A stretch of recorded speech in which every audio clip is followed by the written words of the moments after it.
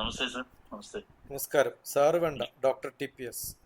Yes, നമസ്തേ അല്ല, ഞാൻ doctor. Ajay ഗോപാലിന് പകരം സാറിന് വിളിക്കേണ്ടി വരും. ഞാന് സാറ് എന്നെ ഒരിക്കൽ കൂടെ അത്ഭുതപ്പെടുത്തിയാണ്. ഞാൻ ഡോക്ടർ TPS, സാറ് വേണ്ട. യെസ് യെസ്, അതെ. ഓക്കെ, അതെ. ഡോക്ടർ ജി എന്ന് വിളിക്കാം. കാരണം എന്നെക്കാളും മുതിർന്ന ഒരാള് എനിക്ക് മനസ്സിന് വേണ്ടി. കോഴിക്കോട് എവിടെയാ അജയ് ഗോപാൽ? കോഴിക്കോട് പേരാമ്പ്രയാണ് ഞാൻ. പേരാമ്പ്ര. ഞാൻ യൂണിവേഴ്സിറ്റിയിൽ ഡയറക്ടറായിട്ട് ഉണ്ടായിരുന്നു. ഓ, കോഴിക്കോട് അല്ലേ? 2 വർഷം, 2005-2007 കാലഘട്ടത്തിൽ. ഓ, അവര് പുറത്താക്കിയതാ എന്നെ അവിടുന്ന്. എന്നെയും ഇങ്ങനെ തന്നെ സ്കൂളിൽ നിന്ന് പുറത്താക്കിയതാണ്. ഞാൻ മോശക്കാരനായതുകൊണ്ട്. പക്ഷെ അത് കഴിഞ്ഞപ്പോ പ്രൈം മിനിസ്റ്ററുടെ ഓഫീസിൽ പോയി, ക്യാബിനറ്റ് സെക്രട്ടറി റോയൽ പോയി. റോയൽ 2 കൊല്ലം. നന്നായി, പുറത്താക്കിയത് നന്നായി എന്നാ പറയാ. അപ്പൊ ഇന്ന് ഞാൻ അവിടെ ഉള്ളപ്പോ എന്റെ കൂടെ ചേർന്ന ആളാണ് ഇപ്പൊ വൈസ് ചാൻസലർ രവീന്ദ്രൻ. അപ്പൊ രവീന്ദ്രന്റെ ഇന്ന് കേട്ടു ഞാൻ ആ സ്റ്റേറ്റ്മെന്റ്, കലാപര രംഗമാണ് എന്നൊക്കെ പറഞ്ഞിട്ട്. അതെ, ഞാൻ പറഞ്ഞോട്ടെ. ഒരു സെക്കൻഡ്. ഞാൻ Perambra higher secondary school high school വിഭാഗം ഹൈസ്കൂളിൽ മലയാളം അധ്യാപകനായിരുന്നു. പാട്ടുകാരനാണ് ശരിക്കും. അവിടുന്ന് സ്കൂൾ കലോത്സവങ്ങളിലും ഇപ്പം അത്യാവശ്യം സിനിമയ്ക്ക് പാടുന്നുണ്ട്, പാട്ട് എഴുതുന്നുണ്ട്. മമ്മൂട്ടിയുടെ മാമാങ്കം പോലുള്ള ചിത്രങ്ങളിൽ പാട്ട് എഴുതിയിട്ടുണ്ട്. MJ സർ കമ്പോസ് ചെയ്തിട്ട്. ബോംബെ ജയശ്രീ, ചിത്ര ചേച്ചി, ശ്രേയ ഘോഷാലൊക്കെ പാട്ട് പാടി. ഞാൻ ഒറ്റ ശ്വാസത്തിൽ പറഞ്ഞു തീർക്കുകയാണത്. ഞാൻ സ്കൂളില് ടീച്ചറായിട്ട് എത്തിപ്പെടുന്നത് നാട്ടിലെ ജീവിതത്തിൽ അങ്ങനെ ഉണ്ടല്ലോ, ജോലി കിട്ടിയാലാണ് അങ്ങനെ. പക്ഷെ ക്ലാസ്സിലെത്തിയിട്ട് കുട്ടികളെ ഈ ചുമരൽക്ക് അപ്പുറത്ത് ഒരിക്കലും മഴ കാണിക്കാൻ പോയ സമയത്താണ് എനിക്ക് ആദ്യത്തെ പ്രശ്നം ഉണ്ടായത്. ഈ പുതിയ പരിഷ്കാരങ്ങളൊക്കെ സ്കൂൾ വരുന്നതിന് മുമ്പേ ഞാൻ ഒരിക്കൽ ക്ലാസ്സിൽ ഒരു ഓണവുമായി ബന്ധപ്പെട്ടൊരു ക്ലാസ് എടുക്കാൻ വേണ്ടി ഓണപ്പാട്ട് പാടി തുടങ്ങിയപ്പം ക്ലാസ്സിൽ സിനിമാ പാട്ട് പാടി എന്ന് പറഞ്ഞിട്ട് 150ഓളം ടീച്ചേഴ്സിന്റെ സ്റ്റാഫ് മീറ്റിംഗിൽ എനിക്ക് വിചാരണ നേരിട്ടപ്പോഴാണ് ഒരു രാത്രിയാണ് ഞാൻ ആ രാജി വെച്ചത്. അവിടുന്ന് ഞാൻ എൻ്റെ സാംസ്കാരിക കേന്ദ്രം 2017 ചെറുവണ്ണൂരിൽ Sabarmati study and research centre for arts and culture എന്ന് പറഞ്ഞൊരു സ്ഥാപനം തുടങ്ങി. 600ഓളം കുട്ടികൾ, 18ഓളം സ്റ്റാഫൊക്കെ ആയിട്ട് മുന്നോട്ട് ഇപ്പോഴും പോയിക്കൊണ്ടിരിക്കുന്നു. കൊറോണയ്ക്ക് സമയമാകുമ്പോഴേക്കും അതൊക്കെ മുഴുവൻ അടച്ചുപൂട്ടേണ്ടി വന്നു. ആ സമയത്ത് ഞാൻ വിദേശത്തായിരുന്നു, ഒരു ചാനലിൽ. കൊറോണ സമയത്ത് എൻ്റെ കുടുംബം അവിടെയാണുള്ളത്. എൻ്റെ ഭാര്യ അവിടെ എമിറേറ്റ്സിൽ ക്യാബിൻ ക്രൂ ആയി ജോലി ചെയ്യുന്നു. മോൻ അവിടെ പഠിക്കുകയാണ്. ഏത് ചാനൽ? അവിടെ NTV മലയാളം ചാനലാണ്. ഞാൻ NTV ഇന്റർവ്യൂ കൊടുത്തോളാണ്. നിങ്ങൾ ഏത് ചാനൽ ദുബായിൽ പറഞ്ഞാലും കേരളത്തിലെ ചാനലിനേക്കാളും എനിക്ക് പിന്നെ ഞാൻ അസോസിയേറ്റ് ചെയ്തിട്ടുള്ളത് ദുബായിലെ റേഡിയോയും, ഏഷ്യാനെറ്റ് റേഡിയോ, NTV, FM റേഡിയോകൾ മിക്കവാറും എല്ലാത്തിലും ഞാൻ വന്നിട്ടുണ്ട്. ഞാൻ കേരളത്തിലേ വരാണ്ടുള്ളൂ, ഗൾഫിലാണ് സ്ഥിരം. സാറിന്റെ സ്വദേശം ശരിക്കും? ഞാൻ കണ്ണൂരാണ്. കണ്ണൂരാണ് എന്റെ ഭാര്യ വീട്. തളാപ്പിലാണ്. അതെയോ? അപ്പൊ അത് ശരി. അപ്പൊ നമ്മള് നാട്ടുകാർ. ഞാൻ നടുവിൽ എന്ന് പറയുന്ന ഒരു ചെറിയൊരു ഗ്രാമമാണ്. എവിടെയാണ് അത്? നടുവില് തളിപ്പറമ്പ് തൃച്ചംബര ക്ഷേത്രവും രാജരാജേശ്വരം, അവിടുന്ന് ഒരു 20 കിലോമീറ്റർ. അത് ലോകാവസാനമാണ്. ലോക അവസാനിക്കുന്ന സ്ഥലത്താണ് എന്റെ വീട്. പക്ഷെ നാട്ടിന്റെ പേര് അവസാനം എന്നല്ല, നടുവിൽ നിന്നാണ്. അപ്പൊ പണ്ട് നരനായി ഇങ്ങനെ ജനിച്ചു ഭൂമിയിൽ നരകാവാരീതി നടുവിൽ എന്നാ പറയുമ്പോ ഞാൻ വിചാരിച്ചത് എന്റെ നാട്ടിനെ കുറിച്ചാ പാടണമെന്ന്. അതുകൊണ്ട് ഭക്തി പുരസരം പാടിയതുകൊണ്ട് ഭഗവാൻ ട്രാൻസ്ഫർ ചെയ്തതാണ്. ഈ നരകത്തിൽ നിന്ന് തന്നെ കരകയറ്റിയിടാണെന്നാണല്ലോ പറയാ. അങ്ങനെ ഭഗവാൻ ട്രാൻസ്ഫർ ചെയ്തിട്ടാണ് ഞാൻ ഇവിടെ എത്തിയെന്നാ പറയാ. ഇതേപോലൊരു സംരംഭം എനിക്കുണ്ട് നാട്ടില്. നിങ്ങൾ ഗൂഗിൾ മാപ്പ് അടിച്ചിട്ട് ഡോക്ടർ TPS എന്ന് അടിച്ചു കഴിഞ്ഞാല് ഞങ്ങളുടെ സ്കൂളാണ്. അപ്പൊ അവിടെ പഴയൊരു തറവാട്, ഞങ്ങൾ പഴയ ജന്മികളായിരുന്നു. അപ്പൊ ഡോക്ടർ TPS എന്ന് അടിച്ച് ഗൂഗിളിൽ നോക്കിയാല് എന്റെ പഴയ വീട് കാണാം. ഒരു 200 വർഷം പഴക്കമുള്ള വീടാണ്. ഈ പറഞ്ഞതുപോലെ ഗൾഫിൽ നിന്നുള്ള കുട്ടികൾക്ക് ഈ ജൂലൈ, ഓഗസ്റ്റ്, സെപ്റ്റംബർ വെക്കേഷൻ ആണല്ലോ. അവര് വന്നാൽ അടിഞ്ഞു കൂടുന്ന വീട് എന്റെ വീടാണ്. ഒരു 50 പിള്ളേരുടെ ബാച്ച് 10 ദിവസമായിട്ട് 1000-ത്തിലധികം കുട്ടികൾ വന്ന് താമസിച്ചിട്ടുണ്ട്. അപാരം. ഞാൻ മുൻപേ പറക്കുന്ന പക്ഷികൾ എന്നൊക്കെ പറഞ്ഞ പോലെ ഇത് ഞാനും എൻ്റെ ഒരു വളരെ പ്രിയപ്പെട്ട സുഹൃത്തുണ്ട്, ലക്ഷ്മി പണിക്കർ. അവര് ഇവിടെയാണ്, TCS വർക്ക് ചെയ്യാണ്, പറവൂരാണ്. അവരും ഞാനും കൂടെ ഇപ്പം ഞാൻ സൗദിയിലൊക്കെ ഉണ്ടായിരുന്നു കഴിഞ്ഞ മാസം പ്രോഗ്രാമിന്. അപ്പൊ ഞങ്ങൾ ഈ സബർമതി കുട്ടികൾക്ക് ഈ വയല് കാണിക്കാനും, ഇത് വിദേശത്തുള്ള കുട്ടികൾക്ക് ഈ വെക്കേഷൻ ജൂൺ, ജൂലൈ, ഓഗസ്റ്റ് വരെയാണല്ലോ. കുട്ടികൾക്ക് ഈ മാവിൽ നിന്നാണോ അരി ഉണ്ടാകുന്നത്, സെയിം തേങ്ങ, സെയിം. ഇത് അറിയിക്കാൻ വേണ്ടി മണ്ണിലിറക്കാനൊക്കെ ആയിട്ട് ഒരു പ്രൊജക്ട് നമ്മൾ സബർമതി ചെയ്യുന്നുണ്ട്. അതിന്റെ പേര് um, Sabarmati theatre village, Sabarmati theatre taxi എന്ന് പറഞ്ഞ ഒരു ചെറിയൊരു കോൺസെപ്റ്റ്. ടാക്സി അതായത് കുട്ടികൾക്ക് എവിടെയും അവൈലബിൾ ആകുന്ന രീതിയിൽ നമ്മൾ കൊണ്ടുപോവുകയായിട്ട്. അപ്പൊ ഞങ്ങൾ ഈ പറഞ്ഞ കാര്യങ്ങളൊക്കെ എന്റെ നാട്ടിന്റെയും അല്ലെങ്കിൽ നമ്മുടെ ഒക്കെ നാടിന്റെ പ്രശ്നം വെച്ചാൽ നമ്മളൊരു കോൺസെപ്റ്റ് പറയുമ്പോൾ അതിന് കൂടെ ചേരാൻ നമ്മുടെ മനസ്സിനോട് ചേർന്ന്, ഞാനിപ്പോ സബർമതിയുടെ ബൈജൂസ് ആപ്പായിട്ട് ഞങ്ങൾ സംസാരിച്ചിട്ടുണ്ടായിരുന്നു. അതൊരു 100 ഏക്കറിൽ സബർമതി വ്യാപിപ്പിക്കാനാണ്. പക്ഷെ ഈ ലക്ഷ്മിയുടെ, എന്റെ ഈ പറഞ്ഞ ലക്ഷ്മിയുടെ വളരെ വേണ്ടപ്പെട്ട സുഹൃത്തായിരുന്നു ഈ ബൈജു. കണ്ണൂർക്കാരനാണല്ലോ. അറിയുന്ന ഒരു ആളാണ് അതെ ആദ്യകാലത്ത്. അതെ അതെ അതെ. ബൈജു ആയിരുന്നു സബർമതിക്ക് നന്നായിട്ട് ഒരു സപ്പോർട്ട് ചെയ്യാം, നമുക്ക് വലിയൊരു എക്സ്പാൻഡ് ചെയ്ത് കൊണ്ടുവരാം. പക്ഷെ നിർഭാഗ്യവശാൽ അങ്ങനെ സംഭവിച്ചില്ല. പക്ഷെ ഇപ്പോഴും ഞങ്ങൾ ഇതിനു വേണ്ടിയിട്ട് സബർമതിയിൽ ഒരുപാട് കാര്യങ്ങൾ ഒക്കെ നോക്കിക്കൊണ്ടിരിക്കും. ഞാൻ ഇന്നിപ്പോ ഉള്ളത് മട്ടന്നൂരിലാണ്. എന്റെ നാട്ടിനടുത്താണ്. മട്ടന്നൂരിൽ ഹോട്ടലിലാണ്. ഇന്നലെ എനിക്കിവിടെ രമേശ് നമ്പ്യാർ എന്ന് പറഞ്ഞിരിക്കുന്ന നമ്പ്യാർ എന്റെ ബിൽഡേഴ്സിന്റെ. എന്റെ ബന്ധുവാ. അതെയോ? രമേശ് ചേട്ടന്റെ വീട്ടിൽ ഇന്നലെ ഒരു പ്രോഗ്രാം ഉണ്ടായിരുന്നു. ബാബു. അവരുടെ അവിടെ ഒരു അവധി ആഘോഷം. അറിയാം. ഞാൻ അതിൽ പങ്കെടുത്ത്, രമേശ് ചേട്ടന്റെ അടുത്ത റൂമിലുണ്ട്. ഞാനിവിടെ ഇന്നലെ പാട്ടൊക്കെ ആയി. അവനെ വിളിക്ക് രമേശ്. അതെ അതെ. ഓ അതെ അതെ. ഇന്ന് വൈകിട്ട് അവരുടെ ഒരു അലുമിനിയം എന്തോ മീറ്റിംഗ് ഉണ്ട് വൈകിട്ട്. എന്നോട് അതും കൂടെ കഴിഞ്ഞിട്ട് പോയാൽ മതി. അങ്ങനെ ഞാനിവിടെ വന്നിരിക്കുക. വളരെ സംഭവം. ഒന്ന് കണക്ട് ചെയ്യും, വെറുതെ ഒന്ന് ഫോൺ എടുത്തിട്ട് അങ്ങോട്ട് പോകും, അപ്പൊ കാണാം. അപ്പുറത്തെ റൂമിലുള്ള എനിക്ക് തോന്നുന്നു അവർ ഫാമിലി ആയിട്ടുള്ള. ഞാനൊന്ന് കുറച്ച് കഴിഞ്ഞിട്ടൊന്ന് പോകുമ്പോൾ വിളിച്ചാൽ മതിയല്ലോ. അല്ലെ ഞാൻ എന്തായാലും വിളിക്കാം.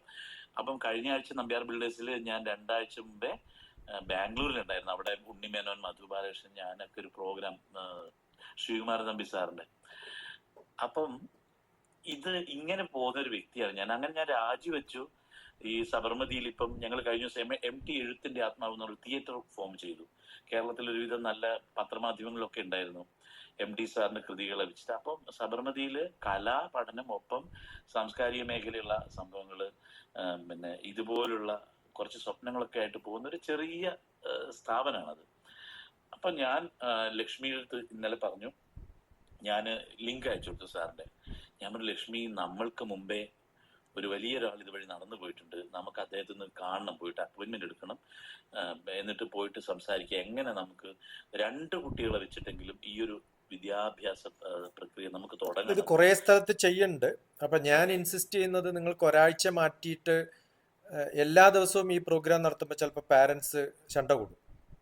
അപ്പൊ ഞാനിപ്പോ ചെയ്യണത്, സ്കൂളുകളിൽ ഒരു പകല് ഒരു ഹാഫ് ഡേ എങ്കിലും ഇത് ചെയ്യാം. അപ്പൊ അങ്ങനെ ചെറിയ മാറ്റങ്ങളൊക്കെ പല സ്കൂളിലും തുടങ്ങിയിട്ടുണ്ട്. സാർ ഞാനൊരു കാര്യം ചോദിച്ചോട്ടെ? സാറിന് വിളിക്കില്ല, സോറി ഡോക്ടർ ജി. പിന്നെ ഞാൻ ആ ലക്ഷ്മിയെ കൂടെ ഒന്ന് ലിങ്ക് കൊടുത്തിട്ടുണ്ട്. ഓ സന്തോഷം.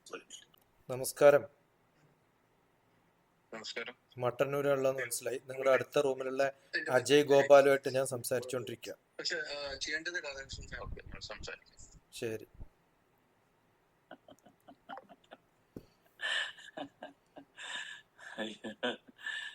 ഞാൻ ഇത് റെക്കോർഡ് ചെയ്തിടാം. എന്നാലും നമുക്ക് പ്രൈവറ്റ് ആയിട്ട് ഷെയർ ചെയ്യാൻ മതിയല്ലോ. പബ്ലിക് പറ്റുകയാണെങ്കിൽ അത് കണ്ടന്റ് ഉണ്ടെങ്കിൽ. ഞാൻ എല്ലാ ദിവസവും കുറെ ഒരു 5-6 വീഡിയോസ് കഴിഞ്ഞ 10-20 വർഷം, 25 വർഷമായി. അപ്പോൾ കുറെ പേരുണ്ട് ഇത് പഠിക്കും. ഇപ്പൊ ഇന്നലെ ഉണ്ടായിരുന്ന ഒരു ഡിസ്കഷൻ ഇന്നിപ്പോ പോസ്റ്റ് ചെയ്തേ ഉള്ളൂ. ഈ പാരന്റ്സ് എങ്ങനെ മക്കളെ ഗൈഡ് ചെയ്യണം എന്നാണ്. അപ്പൊ അതിൽ ഞാൻ പറഞ്ഞത്, മക്കളെ ഇപ്പോൾ കുറെ +1 +2 കഴിഞ്ഞ കുട്ടികൾ ഡെയിലി വിളിക്കും. അപ്പൊ ഞാൻ അവരോടൊക്കെ ഒരു ദുർഗതി പറയാണ്, 12ാം ക്ലാസ് കഴിഞ്ഞിട്ടും എന്താ ചെയ്യേണ്ടതെന്ന് അവർക്ക് അറിയാത്തൊരവസ്ഥയാണ്. ഒന്നുകിൽ പാരന്റ്സ് പറയണം, അല്ലെങ്കിൽ വേറെ അറിയാത്തൊരാൾ പറയണം. അവരുടെ ടീച്ചേഴ്സിന് ഗൈഡ് ചെയ്യാൻ പറ്റുന്നില്ല. ഈ എന്തിനാ നമ്മളെ വിളിക്കണത്? വീഡിയോയിൽ ഒരു മണിക്കൂർ കണ്ടിട്ടാ വിളിക്കണ്ടാവുക. അപ്പൊ 10 കൊല്ലം കൂടെ പഠിപ്പിച്ച മാഷന്മാരോട് ചോദിച്ചിട്ട് അവർക്ക് മനസ്സിലാക്കാൻ പറ്റുന്നില്ല എന്നല്ലേ അറിയണേ. അപ്പൊ ആ മാഷന്മാർ അതിന് യോഗ്യരല്ല എന്ന് പറഞ്ഞാല്. അതിന് ഉദാഹരണമാണ് എന്റെ ഈ ജീവിതം. ഞാനൊരു ശരിക്കും നമ്മൾ സ്കൂളിൽ നിന്നും കുട്ടി എന്താണെന്നൊരു കേസ് സ്റ്റഡി വെച്ച്, ഞാൻ പാട്ടുകാരനാണെന്ന് 5ാം ക്ലാസ് മുതൽ ഞാൻ തെളിയിച്ചു, എന്റെ കാലവും തെളിയിച്ചു. പക്ഷെ എന്റെ വിദ്യാഭ്യാസ രീതിയും സാമൂഹിക ജീവിതവും തെളിയുന്നില്ല. ഞാൻ 10ാം ക്ലാസ്സിൽ വരെ ഈ സ്റ്റേറ്റ് കലോത്സവത്തിൽ പങ്കെടുത്തിട്ട് എൻ്റെ അച്ഛനൊരു എനിക്കൊരു അസുഖം വന്നപ്പോൾ ഡോക്ടറെ കാണിച്ചപ്പോൾ എന്താണ് അടുത്തത് ഇവൻ ചെയ്യുന്നു പറഞ്ഞപ്പോൾ അച്ഛൻ പറഞ്ഞു, അവന് മ്യൂസിക് പഠിപ്പിക്കണം, പാലക്കാട് കോളേജിൽ ചേർക്കണം, ചെമ്പൈ. പാട്ടൊക്കെ എന്തിനാ പഠിപ്പിക്കുന്നത്? കാരണം പാട്ടൊക്കെ കഴിഞ്ഞ ആൾക്കാർ കൈയും മുട്ടി അങ്ങ് പോവില്ലേ? അതിനൊന്നും നിൽക്കണ്ടട്ടോ എന്ന് പറഞ്ഞു. പക്ഷെ അത് ഒരിക്കലും നമ്മുടെ നാട്ടിന്റെ രീതി അങ്ങനെ ആയതുകൊണ്ടാവും. പാവം എൻ്റെ നാട്ടിലെ സാധാരണക്കാരൻ അച്ഛൻ അത് വിശ്വസിച്ചു. കാരണം ഡോക്ടറാണല്ലോ പറയുന്നത്. ഞാൻ അങ്ങനെ പ്രീ ഡിഗ്രിയും ഡിഗ്രിയും ആരൊക്കെയോ ഈ പുഴയിൽ ഇങ്ങനെ തടിക്കഷ്ണം ഒഴുകും പോലെ ഞാനിങ്ങനെ ഒഴുകുകയാണ്. എൻ്റെ സ്വപ്നങ്ങൾ ഇങ്ങനെ കരയിലും ഞാനങ്ങ് പുഴയിലായിട്ട് ഒഴുകി ഒഴുകി ഒടുവിൽ കല്യാണം കഴിക്കണമെങ്കിൽ ജോലി വേണമെന്നുള്ള ഒരു നിയമമൊക്കെ വന്നു. അവസാനം ഞാൻ BA കഴിഞ്ഞു, ഫറൂഖ് കോളേജിൽ BEd കഴിഞ്ഞു. ഇതിന്റെ ഇടയിൽ ഒരു ഇടവേള കൃഷി പോലെ ഞാൻ ഹെൽത്ത് ഇൻസ്പെക്ടർ കോഴ്സിൽ ഭോപ്പാലിൽ പോയി. പക്ഷെ ഈ സമയത്തൊക്കെ പാരലി ഞാനിങ്ങനെ പാട്ട് കൊണ്ടുപോകുന്നതുകൊണ്ട് എന്നല്ലാതെ എൻ്റെ വസന്തകാലത്ത് ഞാൻ നേടേണ്ട സംഗീത അഭ്യസനം പഠിക്കാതെ നിൽക്കുകയും ഒടുവിൽ ഞാൻ ഒരു വെളിച്ചപ്പാടിനെ പോലെ ഉറഞ്ഞ് ഞാൻ ഒരു രാത്രി തീരുമാനിക്കുകയാണ്, നീ ഈ ജോലിക്ക് ഫിറ്റ് അല്ല, മാത്രമല്ല നിന്റെ മനസ്സ്. അങ്ങനെ ഞാൻ ഒരുപക്ഷെ എനിക്ക് അപൂർവങ്ങളിൽ ചിലർക്ക് മാത്രം വിവരക്കേട് കൊണ്ടോ അല്ലെങ്കിൽ ഉത്ബോധം കൊണ്ടോ തോന്നിയതായിരിക്കും, ഞാൻ രാജിവെക്കുകയാണ്. അവിടുന്ന് ഞാൻ രാജിവെച്ചു. ഞാൻ എന്നിലേക്ക് വന്നു. ഇപ്പോഴാണ് ഞാനായി ജീവിക്കാൻ തുടങ്ങിയതും ഒരു കലാകാരനായിട്ട് മുഴുവൻ സമയം. ഇപ്പം ഡോക്ടർ ജീനെ കാണാൻ ഇപ്പൊ വിളിച്ചാൽ ഞാൻ അവിടേക്ക് വരും. ഞാൻ അവൈലബിൾ ആണ് സ്വപ്നങ്ങൾക്ക് വേണ്ടിയിട്ടും. ഞാനത് സാധാരണ പറയാറുണ്ട്. ഞാൻ ഗവൺമെന്റ് 20 വർഷം ജോലി ചെയ്ത് കൃത്യം 20 വർഷം കഴിയുമ്പോൾ VRS എടുത്തതാണ്. കാരണം പെൻഷൻ എന്ന് പറയുന്നത് വലിയൊരു സംഭവമാണ്, നമ്പർ 1. എനിക്ക് അതുപോലും ഇല്ല. പിന്നെ എനിക്ക് ഹെൽത്ത് ഒക്കെ ഉണ്ട്, ഹെൽത്ത് ഇൻഷുറൻസ് ഒക്കെ ഉള്ളതുകൊണ്ട് വൈഫിന് ജോലി ഉണ്ടെങ്കിലും പക്ഷെ നമ്മുടേതായ ഒരു ഇൻഡിപെൻഡൻസ് ഉണ്ടാവണം എന്ന് വിചാരിച്ചിട്ട്. അപ്പൊ ഞാൻ പറയാറുണ്ട്, I am the master of my time now. അതുകൊണ്ടാണ് അജയ് ഗോപാൽ വിളിച്ചു കഴിഞ്ഞപ്പോൾ 2 മിനിറ്റിനുള്ളിൽ എനിക്ക് കണക്ട് ചെയ്യാൻ പറ്റുന്നത്. അപ്പൊ 10 മണിക്ക് വരുന്നു പറഞ്ഞ ഒരാളോട് ഞാൻ 11 മണിക്ക് വന്നാൽ മതി എന്ന് ഒരു മെസ്സേജ് അയച്ചു. കാരണം അവൻ വന്നു കഴിഞ്ഞാൽ അത്ര സമയം എടുക്കുന്ന അറിയില്ല. അപ്പൊ ഞാൻ അത്ഭുതപ്പെട്ടു ഇങ്ങനെ ഷെഡ്യൂൾ ചെയ്യുന്ന ഒരാളാണ്. അതെ, ഇപ്പൊ തന്നെ അത്ഭുതപ്പെട്ടു. ഇപ്പൊ തന്നെ നമുക്ക് മീറ്റിൽ വരാന്ന് പറഞ്ഞപ്പോ ഫസ്റ്റ് ടൈം ആണ് എനിക്ക്. ഞാൻ എപ്പോഴും അങ്ങനെയാണ്. ഞാനിപ്പോ എന്റെ കുട്ടികള് എന്തെങ്കിലും പ്രോബ്ലം ഉണ്ടെന്ന്, ഇന്നിപ്പോ 4-5 കോൾ കഴിഞ്ഞു. അപ്പോൾ ആരെങ്കിലും വിളിച്ചു കഴിഞ്ഞാൽ ഞാൻ നാളെ 5 മണിക്ക് എന്ന് പറഞ്ഞാൽ ഞാൻ പറയും നിങ്ങളെ സമയം നോക്കിയിട്ട് പിന്നെ പറഞ്ഞാൽ മതി. അപ്പോൾ അത്രയും റിലാക്സ്ഡ് ആണ്. ഞാൻ റിലാക്സ്ഡ് അല്ല. കാരണം ഞാൻ നാളെ 5 മണി എന്ന് പറയുമ്പോൾ നാളെ എനിക്ക് വേറെ അപ്പോയിന്റ്മെന്റ് ഒന്നും ഇല്ല, വേറെ ആരും എന്നെ നാളെ വരെ അന്വേഷിക്കില്ല എന്നുള്ളൊരു തോന്നലല്ല ഞാൻ പറയണേ. ഇപ്പൊ തീർന്നു കഴിഞ്ഞാൽ പിന്നെ ഞാൻ ഫ്രീ ആയല്ലോ. അപ്പൊ അങ്ങനെ ഓരോ നിമിഷവും വന്നുകൊണ്ടിരിക്കുന്നതുകൊണ്ട് അതൊരു ശീലാണ്, അപ്പൊ തന്നെ തീർക്കാന്നുള്ളതാണ്. ഞാൻ ഓഫീസിൽ നിന്ന് ലീവ് എടുക്കുമ്പോഴും എന്റെ മേശപ്പുറത്ത് ഒരു ഫയലുകളും ഉണ്ടാവരുതെന്നാണ്. ഞാൻ 20 വർഷം വർക്ക് ചെയ്തിട്ട് ഒരു ദിവസം പോലും ലേറ്റ് ആയിട്ട് പോവുകയോ ഒരു ദിവസം പോലും ആരുടെയെങ്കിലും അടിയന്തരത്തിനോ ശവടക്കിനോ ബർത്ത്ഡേക്കോ ഓഫീസ് സ്കിപ്പ് ചെയ്യുകയോ ഒന്നും ചെയ്തിട്ടില്ല. വളരെ സ്ട്രിക്റ്റ് ആയിട്ട് പോയ ഒരാളാണ്. രമേശ് പയ്യന്നൂരിനെ അറിയില്ലേ? ഞങ്ങള് ക്ലാസ്മേറ്റ്സ് ആണ്. ഞങ്ങളെ കൂടെ മിമിക്രി ഒക്കെ കളിച്ച് നടന്ന ആൾക്കാരാണ്. ഞാൻ നാടകവും ചെറിയ ഷോർട്ട് ഫിലിംസ് ഒക്കെ എടുത്തിട്ടുണ്ട് കുറെ. ഒടുവിൽ ഉണ്ണികൃഷ്ണനെ കുറിച്ചുള്ള ഷോർട്ട് ഫിലിം ഞാനാണ് എക്സിക്യൂട്ടീവ് പ്രൊഡ്യൂസർ ആയിട്ട് ചെയ്തിട്ടുള്ളത്. അങ്ങനെ അതും ഇതൊക്കെ ചെയ്തിട്ടുണ്ട്. കുറെ തെലുങ്കില് 1-2 ഷോർട്ട് ഫിലിംസ് ഒക്കെ ചെയ്തിട്ടുണ്ട്, അഭിനയിച്ചിട്ടുണ്ട് അതിനകത്തൊക്കെ. അതെയോ. അപ്പം എന്തായാലും അത് വലിയൊരു അനുഭവമായി.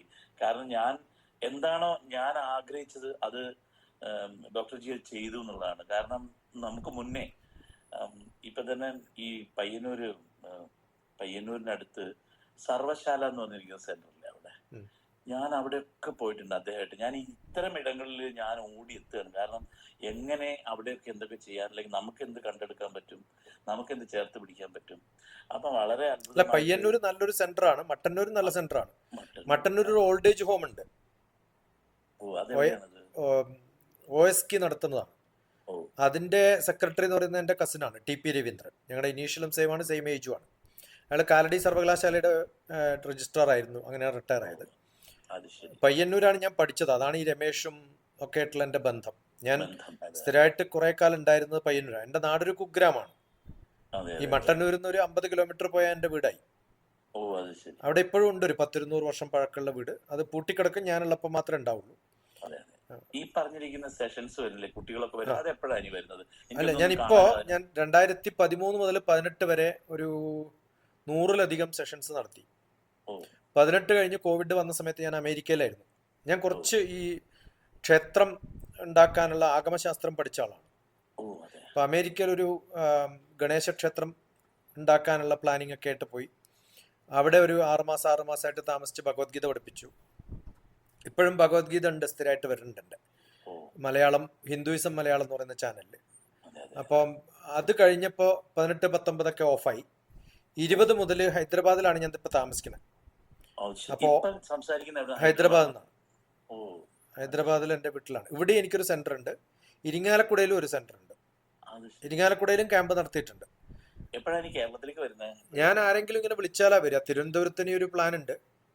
അങ്ങനെയെങ്കിൽ തിരുവനന്തപുരത്ത് അടുത്ത കാലത്ത് ഉണ്ടായിരുന്നു. കാരണം ഇങ്ങനെ ഈ വിളിക്കുന്ന ചില ആൾക്കാരുടെ, ഞാനൊരു സൈക്കോതെറാപ്പിസ്റ്റും കൂടിയാണ്, മാനുഷിക കുറേ പ്രോബ്ലംസ് സോൾവ് ചെയ്യാറുണ്ട്. അതെ അതെ. അപ്പം വല്ലാണ്ട് ഡ്രഗ് അഡിക്റ്റ് ആയിട്ട് മകളെ നഷ്ടപ്പെടും, ഏക മകളേ ഉള്ളൂ, വളരെ റിച്ച് ആയിട്ടുള്ള ഒരു 5-6 ബെഡ്റൂം ഒക്കെ ഉള്ള വീടുകൾ തിരുവനന്തപുരത്ത് കരമനയാറിന് തൊട്ടടുത്തൊക്കെ ഉള്ള ആൾക്കാരുണ്ട്. ഓ അതെ അപ്പൊ അവർക്ക് എൻ്റെ ഒരു സഹായം വേണമെന്ന് പറഞ്ഞപ്പോൾ അവരെ ഇങ്ങോട്ട് കൊണ്ടുവരാനൊന്നും പറ്റില്ലല്ലോ. അതെ. അപ്പൊ ഇൻഡിവിജ്വലി ആ കുട്ടിക്ക് അറിയാതെ കൗൺസിൽ ചെയ്യും വേണം. ഞാൻ അങ്ങനെ ഒരു ഡ്രമാറ്റിക് ആക്ടിവിറ്റിയിലൂടെയാണ് ചെയ്യുക. ശരി. അപ്പൊ അവരുടെ വീട്ടിൽ ഞാൻ വരുന്നുണ്ട്. ക്യാമ്പ് ഉണ്ടെന്ന് പറഞ്ഞൊരു 10-20 പേര് അവിടെ വന്ന് എൻ്റെ കൂടെ താമസിച്ച് അങ്ങനെയുള്ള ചെറിയ ഒരു ആൾക്കാരെ സഹായിക്കുക, അവരെ മാറ്റുക എന്നല്ലാതെ അതെ ഇതൊരു കമേഴ്ഷ്യൽ ആക്ടിവിറ്റി അല്ല. എനിക്ക് എൻ്റെ സോഷ്യൽ സർവീസ് ആണ്. I'm not paid, I'm not taking money for any of these activities. അതെ. അപ്പൊ ചാവുന്നവരെ ജീവിക്കണമല്ലോ, അത് ആർക്കെങ്കിലും ഉപകാരമുള്ളതായിക്കോട്ടെ വെച്ചിട്ടാണ്. ഈ വാക്ക് ഞാൻ ഉപയോഗിക്കുന്ന വാക്കുകളാണ്, ചാവുന്നവരെ ജീവിക്കണമല്ലോ എന്നുള്ളത്. അത് പലരും ചോദിക്കാറുണ്ട്, എന്തിനാ ഇതൊക്കെ ചെയ്തിട്ട് ഇങ്ങനെ കഷ്ടപ്പെടുന്നത്. ഞാൻ പറഞ്ഞു, എന്തിനാ ശ്വസിക്കണമെന്ന് ചോദിക്കുന്ന പോലെ അതില്ലാണ്ട് എനിക്ക് നിൽക്കാൻ പറ്റില്ല എന്നുള്ളതുകൊണ്ടാണ്. എല്ലാ ദിവസവും ഈ ചോദിക്കുന്നവരൊക്കെ ചോദിക്കും എത്ര പൈസ അയക്കേണ്ടത്, ഏത് നമ്പറില. നമ്മൾ സൂക്ഷിച്ചു വെക്കാം ഈ നമ്പർ, ദാരിദ്ര്യം വരുമ്പോൾ ഞാൻ ഉപയോഗിച്ചോളാം എന്ന് പറയും. അപ്പൊ അങ്ങനെ ഒരു ഗതി എനിക്ക് വരില്ല എന്ന് എനിക്ക് ഉറപ്പാ. അപ്പൊ അതെ അതെ. അല്ല, ഇനി കുറെ എപ്പോഴാ ഒരിക്കലും ഞാൻ ആരെങ്കിലും വിളിച്ചാൽ എന്തെങ്കിലും പരിപാടി ഉണ്ടെങ്കിൽ വരുന്നുള്ളതാണ്. തിരുവനന്തപുരത്ത് ബ്രദർ ഉണ്ട്, അദ്ദേഹത്തിന് എന്നെ ആവശ്യമുണ്ട്. അപ്പൊ ഞാൻ ഇതിങ്ങനെ സസ്പെൻഡ് ചെയ്തിട്ട്, എല്ലാ പ്രോഗ്രാമും സസ്പെൻഡ് ചെയ്തിട്ട് ആ ഒരു വിളിക്ക് വേണ്ടി മാത്രം കാത്തുക്കാണ്. അപ്പോൾ ഉണ്ട് അല്ലേ? അതെ, വയ്യാണ്ട് കിടക്കാണ്. അപ്പോൾ അപ്പൊ അത് അല്ലെങ്കിൽ ഞാനിപ്പോ ജർമ്മനി പോകേണ്ടതാണ്, അവിടുന്ന് അമേരിക്ക പോകേണ്ടതായിരുന്നു. അതൊക്കെ സസ്പെൻഡ് ചെയ്തത് ഈ ഒരു കോള് ഉള്ളത് കൊണ്ടാണ്. വെയിറ്റ് ചെയ്യണം. Is not well. അപ്പം ഹോസ്പിറ്റലാണുള്ളത്. അപ്പൊ അതുകൊണ്ട് ഞാൻ തിരുവനന്തപുരത്ത് വരുന്നുണ്ടെങ്കിൽ ആ ഒരു ആവശ്യത്തിന് വരാണ്ടിരിക്കട്ടെ എന്നാണ് പ്രാർത്ഥിക്കുക. പക്ഷെ അതെ അതെ. ചിലപ്പോ അതിന് വേണ്ടിയിട്ട് വരേണ്ടി വരും എന്നല്ലാതെ. ഇപ്പൊ ഡൽഹിയിൽ ഒരു പ്രോഗ്രാം ഉണ്ട് ഈ ആഴ്ച, ഓ അതൊക്കെ ക്യാൻസൽ. ആഗ്രയിലാണ്. എഡ്യൂക്കേഷൻ റിലേറ്റഡ് ആയിട്ടുള്ള കുറേ പ്രോഗ്രാംസ് ഉണ്ടാവാറുണ്ട്. അതെ. ഞാൻ കഴിഞ്ഞ ആഴ്ച ഡൽഹിയിൽ ഉണ്ടായിരുന്നു. നമ്മുടെ നമ്മുടെ KN ജയരാജ് ചേട്ടനല്ലേ, നമ്മുടെ രമേശ് ചേട്ടൻ്റെ തന്നെ ജയരാജ് ചേട്ടൻ്റെ പരിപാടിക്ക് വേണ്ടി ഡൽഹിയിൽ ഉണ്ടായിരുന്നു ഞാൻ. ഈ രമേശ് നടത്തുന്ന ഉത്തര ഗുരുവായൂരപ്പൻ ക്ഷേത്രമുണ്ട്, അത് ഞാൻ അവിടെ അതിന്റെ നേരെ ഡയഗണലി ഓപ്പോസിറ്റ് ആയിരുന്നു എന്റെ ഓഫീസ് റോയുടെ. ഓ അത് ശരി. അപ്പൊ ഞാൻ എല്ലാ ദിവസവും 2 മണിക്കൂർ ചെലവഴിച്ചിട്ട് എന്റെ ആദ്യമായിട്ടുള്ള ഇംഗ്ലീഷ് കവിതകളൊക്കെ എഴുതിയത് അവിടെ വെച്ചാണ്. 27 കവിതകൾ വെച്ചിട്ട് ഞാൻ ഒരു ബുക്ക് പബ്ലിഷ് ചെയ്തിട്ടുണ്ട്, ലൈഫ് ഓഫ് ലവ് എന്ന് പറഞ്ഞിട്ട്. ഓ അതുപോലെ ലൈഫ് മെയ്ഡ് സിമ്പിൾ എന്ന് പറഞ്ഞ ബുക്ക് ഉണ്ട്. അതിന്റെ ബാക്കിലെ കവറാണ് നേരത്തെ നിങ്ങൾ പറഞ്ഞ quote, flow like a river grow like a tree. അതിനകത്ത് ഈ വെള്ളത്തിൽ പൊങ്ങിക്കിടക്കുന്ന മരത്തിന്റെ ഇടയിലൂടെ താഴത്തുകൂടെയൊക്കെ ഒഴുകാൻ വേണ്ടി ശ്രമിക്കുമല്ലോ വെള്ളം. അതാണ് എന്റെ ജീവിതം എന്നാ ഞാൻ പറയാറ്. തടസ്സങ്ങൾ ഉണ്ടാകുമ്പോഴും നമ്മുടെ ഊർജം ഉള്ളിലേക്ക് താഴത്തുകൂടെയോ സൈഡിലൂടെയൊക്കെ എങ്ങനെയെങ്കിലും ഒഴുകാൻ പറ്റുമോ നോക്കി ഒഴുകാണ്. അത് തടഞ്ഞു വെച്ചത് കഴിഞ്ഞ് കുറച്ച് കഴിയുമ്പോൾ ഒരു ഓവർഫ്ലോ ഉണ്ടാവുമ്പോൾ ഉണ്ടാവുന്ന ഒരു ഫ്ലോ ഉണ്ടല്ലോ, അതാണ് മോസ്റ്റ് ബ്യൂട്ടിഫുൾ. അതാണല്ലോ വെള്ളച്ചാട്ടം. അപ്പൊ അത് അനുഭവിക്കുകയാണ് ഞാനിപ്പോ എന്ന് പറയുന്നത്. തടഞ്ഞു നിർത്തിയതിനൊക്കെ ഇപ്പൊ ഓവർഫ്ലോ ആയിട്ട് കൊണ്ടുപോകുമ്പോൾ ഉള്ളൊരു സുഖം അത് നടക്കാണ്. ഞാൻ ആലോചിച്ച് നോക്കണം, ഇപ്പൊ ഇത്രയും ശരിക്കും ഫോളോവേഴ്സ് തന്നെയാണ്. ശരിക്കും ഡോക്ടർ ജീനെ ഒരുപാട് പേര് കേൾക്കുന്നുണ്ട്, കാണുന്നുണ്ട്. പക്ഷെ അവർക്കൊക്കെ ഒരു പക്ഷെ സെൽഫ് ആയിട്ടുള്ളൊരു ഹീലിങ്ങിനായിരിക്കാം. പക്ഷെ ഞാൻ ഉദ്ദേശിക്കുന്നത് ഇതേപോലെ ഡോക്ടർ ജിയുടെ പിറകിൽ വരുന്ന ഇത്തരം ഒരു ഇഷ്ടക്കാരനാണ്. അല്ല, നിങ്ങളുടെ ഇപ്പൊ ഞാനിപ്പോ എന്താ വെച്ചാൽ, ഞാൻ എന്താ നടത്താത്ത വെച്ചാല്, ഈ രമേശിന്റെ ഒക്കെ എന്റെ ബ്രദർ കോളേജ് പ്രൊഫസറായിരുന്നു. രമേശിന്റെ ഒക്കെ മാഷായിട്ട് ഉണ്ടായിരുന്ന ആളാണ്, സുവോളജിയാണ്. അപ്പോൾ ഏട്ടൻ പരിഷത്തൊക്കെ ആയിട്ട് വളരെ ആക്റ്റീവ് ആയിട്ടുള്ള ഒരാളാണ്. ഈ നാട്ടിൽ എന്തെങ്കിലും പ്രോഗ്രാം നടത്തണമെങ്കിൽ പൊളിറ്റിക്കൽ സപ്പോർട്ടും കൂടി വേണമല്ലോ. അപ്പൊ നമ്മൾ 40 കുട്ടികൾ, 20 ആൺകുട്ടികൾ 20 പെൺകുട്ടികളെയാണ് ഞാൻ സെലക്ട് ചെയ്യാറ്. അവരോട് സ്റ്റേറ്റ്മെന്റ് ഓഫ് പർപ്പസ് ചോദിക്കും. എന്തിനാ വരുന്നത് എൻ്റെ അടുത്ത്, നിങ്ങൾക്ക് എന്താണ് പ്രോബ്ലം. വെറുതെ ഫണ്ടിന് വരുന്നവരൊന്നും ഞാൻ എന്റർടൈൻ ചെയ്യാറില്ല. അപ്പൊ അങ്ങനെ വരുന്ന കുട്ടികളുടെ അടുത്തൊരു 40 കുട്ടികളെ ആലോചിച്ചൊക്കെ, 20 പെൺകുട്ടികളും 20 ആൺകുട്ടികളും, അതും ആ ടീനേജില്. ഈ ഒറ്റ വ്യക്തിയാണ് 10 ദിവസം, ഒരു വേറെ ഫാക്കൽറ്റി ഇല്ല. അതിൽ ഭക്ഷണം കൊണ്ടുതരാൻ വരുന്ന കുറച്ച് പേരങ്ങ് ഉണ്ടാവും. അപ്പൊ എനിക്കൊരു സപ്പോർട്ട് എന്ന് പറഞ്ഞാൽ, അവിടെ എന്തെങ്കിലും അപകടം പറ്റിയാല്, കാരണം ഇതൊന്നും കമേഴ്ഷ്യലി ചെയ്യുന്നതല്ലല്ലോ ഞാൻ. അപ്പൊ എന്റെ ബ്രദർ എന്റെ വലിയൊരു സപ്പോർട്ടായിരുന്നു. കാരണം പിണറായിയുടെ ഒക്കെ ക്ലാസ്മേറ്റും കൈപിടിച്ച് നടന്ന ആൾക്കാരൊക്കെയാണ്. അതെ അപ്പൊ ഇതൊക്കെ അത്യാവശ്യമാണ് പലപ്പോഴും നാട്ടില്. അതെ അതെ. അപ്പോൾ ആ ഒരു സപ്പോർട്ട് ഉണ്ട് എനിക്ക്. ബ്രദർ മരിച്ചു. ഓ, ഒരു കസിൻ ഉണ്ടായിരുന്നു നേരെ ഓപ്പോസിറ്റ്. ഇപ്പൊ അങ്ങ് പറഞ്ഞതുപോലെ അദ്ദേഹം പണ്ട് ഈ ടൈം സീരീസ് എന്ന് പറഞ്ഞിട്ട് കാസറ്റ് ഉണ്ടല്ലോ, ഓ, അതെ അതെ അതെ. അത് വിറ്റ് നടന്ന ആളാണ്. 5-6 ഭാഷകളിൽ നിങ്ങൾ പറഞ്ഞ ആ നിമിഷം പാട്ട് പാടും. ഓ, അത് ആസാമീസ്, ബംഗ്ല, ഒറിയ, ആം, തമിഴ്, കന്നഡ, പിന്നെ തെലുങ്ക്, മലയാളം. മരിച്ചു, അദ്ദേഹം മരിച്ചു. ഓ, ഇവരൊക്കെയാണ് എൻ്റെ സ്ട്രെങ്ത്.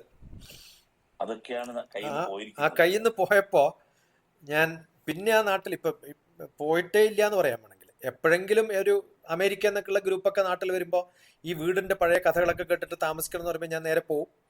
അവിടെ ഒരു 10 ദിവസം താമസിക്കും. അത് കഴിഞ്ഞാൽ തിരിച്ചു വരും. അതല്ലെങ്കിൽ പൂട്ടിയിട്ടിരിക്കാം. അതെ, കുടുംബം, ഭാര്യയും കാര്യം അവരൊക്കെ. വൈഫ് ഇപ്പൊ ഡയറക്ടറായിട്ട് റിട്ടയർ ആയി. ഇപ്പൊ ഡൽഹിയിൽ പോസ്റ്റിങ്ങിൽ പോകും. ഓ, അത് ശരി. ആഫ്റ്റർ റിട്ടയർമെന്റ് പോസ്റ്റിങ്ങിൽ പോകും. ഞാൻ പണ്ട് ഡെപ്യൂട്ടി ഡയറക്ടർ ആയിരുന്നു ഓഫീസിൽ, അഡ്വൈസറി ബോർഡിൽ ഇപ്പൊ പോകും. ഓ, അത് ശരി. അത് മക്കള്. മക്കൾ ഒരാൾ അമേരിക്കയിലാണ്. അയാൾ ന്യൂക്ലിയർ സയന്റിസ്റ്റ് ആണ് അമേരിക്കയിൽ. അതെ, അപ്പൊ ഹീസ് ഇൻഡിപെൻഡന്റ് സെറ്റിൽഡ് ദർ.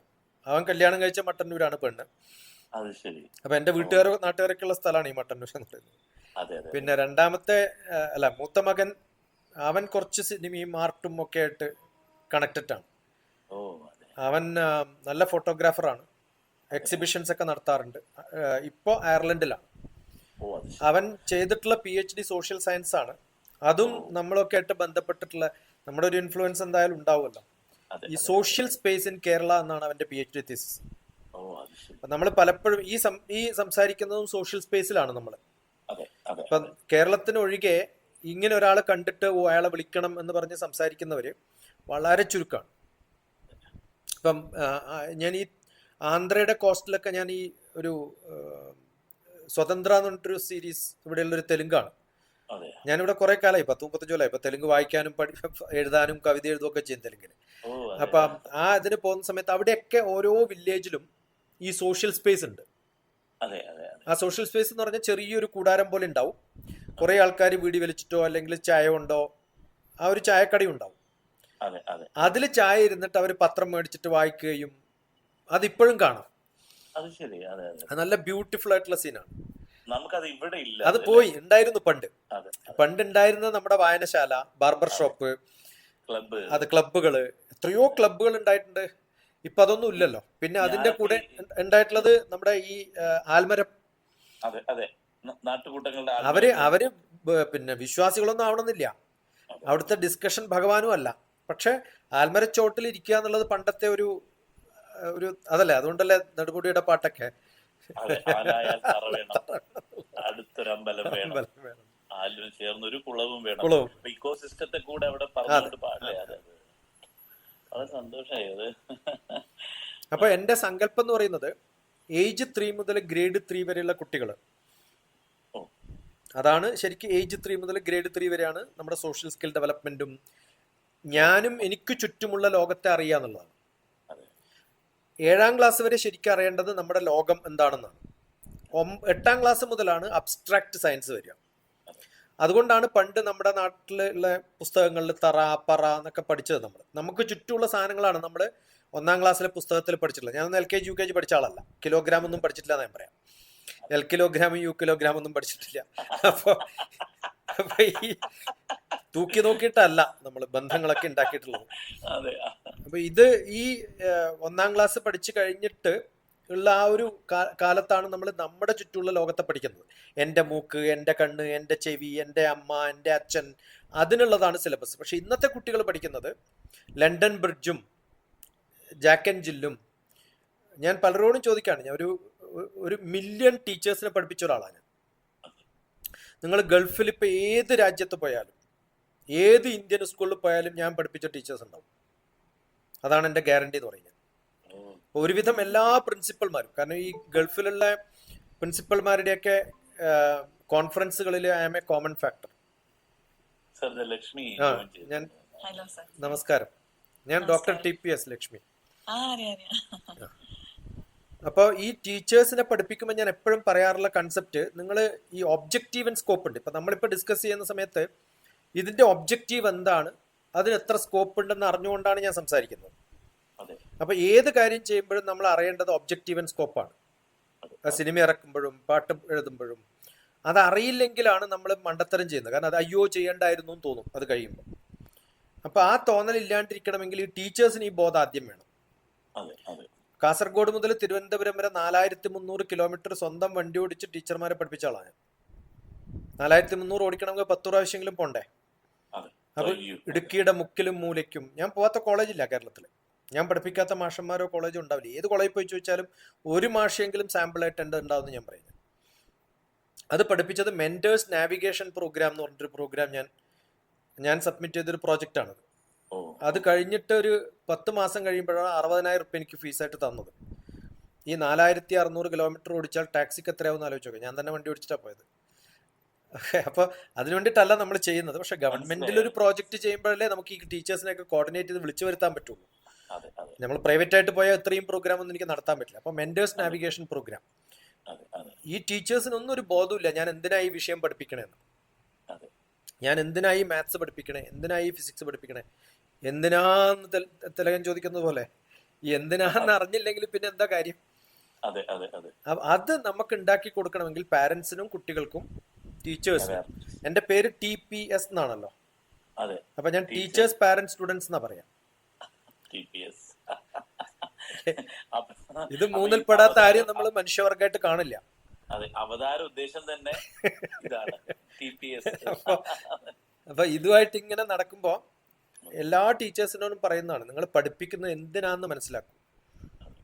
അങ്ങനെ കുറേ ചെയ്തിട്ടുണ്ട്. ഇപ്പൊ മിക്കവാറും വെസ്റ്റ് ബംഗാളിലൊക്കെയാണ്. അവിടെയൊക്കെയുള്ള നമുക്ക് ഇക്വലന്റ് ആയിട്ടുള്ള ഈ കുടുംബശ്രീ പോലെയും അംഗൻവാടി ടീച്ചേഴ്സൊക്കെ ഉണ്ടല്ലോ. അതില് ഒരു 1000കണക്കിന് അംഗൻവാടി ടീച്ചേഴ്സിന് ഞാൻ ക്ലാസ് എടുക്കാൻ പറ്റുന്നുണ്ട് വെസ്റ്റ് ബംഗാളിൽ. മുക്കിലും മൂലക്കും ചെറിയ ചെറിയ ഗ്രാമങ്ങളിലൊക്കെ യാത്ര ചെയ്ത് ക്ലാസ് എടുത്തിട്ടുണ്ട്. അതുപോലെ നോർത്ത് ഈസ്റ്റിലും പലയിടത്തും. ഇത് സ്ഥിരമായിട്ട് ചെയ്യുന്നതാണ്. ഈ ദിവസം ഇപ്പം ഞാനിപ്പോൾ എല്ലാ ദിവസവും നോക്കും, കഴിഞ്ഞ വർഷം എന്താ ചെയ്തത്, ഈ ദിവസം അതിന് മുമ്പത്തെ വർഷം എന്താ ചെയ്തതെന്ന്. അപ്പോൾ ഈ ദിവസം ഞാൻ ഹോട്ടൽ മാനേജ്മെന്റ് ക്ലാസ് എടുക്കായിരുന്നു ഇവിടെ ഒരു ഹോട്ടൽ മാനേജ്. ഇപ്പം ഞാൻ അയച്ചതേ ഉള്ളൂ അവർക്ക്. Last year this day I was with you. അജയും ലക്ഷ്മി കോണ്ടാക്ട് തന്നാലും നിങ്ങളും അടുത്ത വർഷം 2026 ജൂലൈ 20 നിങ്ങൾക്ക് മെസ്സേജ് കിട്ടും, last year we were together. അങ്ങനെ കലണ്ടർ സൂക്ഷിക്കുന്ന ഒരാളാണ്. ഈ ടൈം മാനേജ്മെന്റ്, ഈ മെമ്മറി, ഇതൊക്കെ എങ്ങനെയാണ്? അത് സിസ്റ്റമാറ്റിക്? അതെ, വളരെ എളുപ്പമാണ്. ഞാൻ ഡാറ്റാബേസ് ആണ്. എന്റെ സ്പെഷ്യലൈസേഷൻ എന്ന് പറയുന്നത് സ്പേസ് സയൻസ് ആണ്. അപ്പൊ ഞങ്ങൾ ഡാറ്റയൊക്കെ സൂക്ഷിക്കുന്നത് ടാഗ് ചെയ്തിട്ടാണ്. അപ്പൊ ഇന്ന് അജയ് ഗോപാലിൻ്റെതും അത് കഴിഞ്ഞിട്ട് രമേഷ് പയ്യന്നൂരിനെ ഞാൻ വിളിച്ചതും നിങ്ങളുടെ നെയിമിന്റെ കൂടെ ടാഗ് ചെയ്ത് വെച്ചിട്ടുണ്ട് ഞാൻ, ആ വിത്ത് ഡേറ്റ്. അപ്പൊ ഇന്ന് ഞാൻ 1000 മെസ്സേജ് അയച്ചിട്ടുണ്ട് രാവിലെ എഴുന്നേറ്റതിന് ശേഷം. കാരണം ഇന്ന് വൈകുന്നേരം രാമായണത്തെക്കുറിച്ച് കോൺഫ്ലിക്റ്റ് മാനേജ്മെന്റ് ത്രൂ രാമായണ എന്ന് പറഞ്ഞിട്ടൊരു സെഷൻ ഉണ്ട്. ഞാൻ ഡൽഹി ബേസ്ഡ് ആയിട്ടുള്ള പാഞ്ചജന്യം ഭാരതം എന്ന് പറയുന്ന ഒരു സംഘടനയുടെ ചെയർമാനാണ്. എനിക്ക് മുമ്പ് ചെയർമാനായത് നിങ്ങളുടെ കവിയായിട്ടുള്ള ഞങ്ങളുടെ നാട്ടുകാരനായിട്ടുള്ള കൈതപ്രാണ്. നല്ല ആത്മബന്ധമുണ്ട്. അപ്പൊ ഇന്നലെ മിനിഞ്ഞാന്ന് അതിനെ ഇനോഗ്രേഷൻ 17-ാം തീയതി ചെയ്തത് ഓമനക്കുട്ടിയാണ്. ഓമനക്കുട്ടി ടീച്ചറാണ്. നിങ്ങളുമായിട്ട് കുറെ ബന്ധമുള്ള ആളാണ്. ഓമനക്കുട്ടി ടീച്ചറുടെ അടുത്ത ശിഷ്യ, ഓമനക്കുട്ടി ടീച്ചർക്ക് പത്മശ്രീ കൊടുക്കാനുള്ള കംപ്ലീറ്റ് ഡാറ്റ റെഡിയാക്കിയിട്ടുള്ള രശ്മി എൻ്റെ കൂടെ ആയിട്ടൊരു 3 കൊല്ലമായി. അവർ അമേരിക്കയിലാണ് പഠിപ്പിക്കുന്നത്, സംഗീതം പഠിപ്പിക്കുകയാണ്. അപ്പൊ സംഗീതമായിട്ടുള്ള കുറേ ആൾക്കാരുണ്ട് എൻ്റെ കൂടെ. ശരിക്കും എനിക്ക് എന്നോട് തന്നെ വിഷമം തോന്നുന്നത്, ഞാൻ TP ജിയുടെ അടുത്തേക്ക് എത്താൻ എവിടെയോ വൈകി പോയിട്ടുണ്ട്. പക്ഷെ ആയിരുന്നെങ്കിലേ എന്തൊക്കെയോ കുറെ കൂടെ ആവാമായിരുന്നു. അല്ല, ഞാൻ അങ്ങനെ വലിയ ഒന്നുമുള്ള ആളല്ല.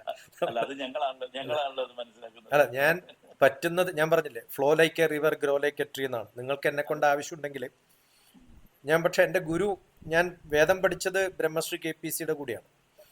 അദ്ദേഹം തന്ത്രശാസ്ത്രം സമുച്ചയം എന്ന് പറയുന്ന ക്ഷേത്രങ്ങൾ എങ്ങനെ ഉണ്ടാക്കണം എന്ന് കേരളത്തിൽ എഴുതിയിട്ടുള്ള ഏക വ്യക്തിയാണ്. അദ്ദേഹം ഇല്ല, പോയി. അദ്ദേഹത്തിന്റെ കൂടെയാണ് ഞാൻ കൈലാസത്തിലൊക്കെ യാത്ര ചെയ്തിട്ടുള്ളതൊക്കെ. ഇപ്പൊ അങ്ങ് പറഞ്ഞതുപോലെയാണ്. എന്നെ വിളിച്ചിട്ട്, ഞാൻ സർവീസിലിരിക്കുന്ന കാലത്ത് ഞാൻ PM ഓഫീസിലായിരുന്നു, മൻമോഹൻ സിംഗിന്റെ കൂടെ ആയിരുന്നു 2 കൊല്ലം. അപ്പോൾ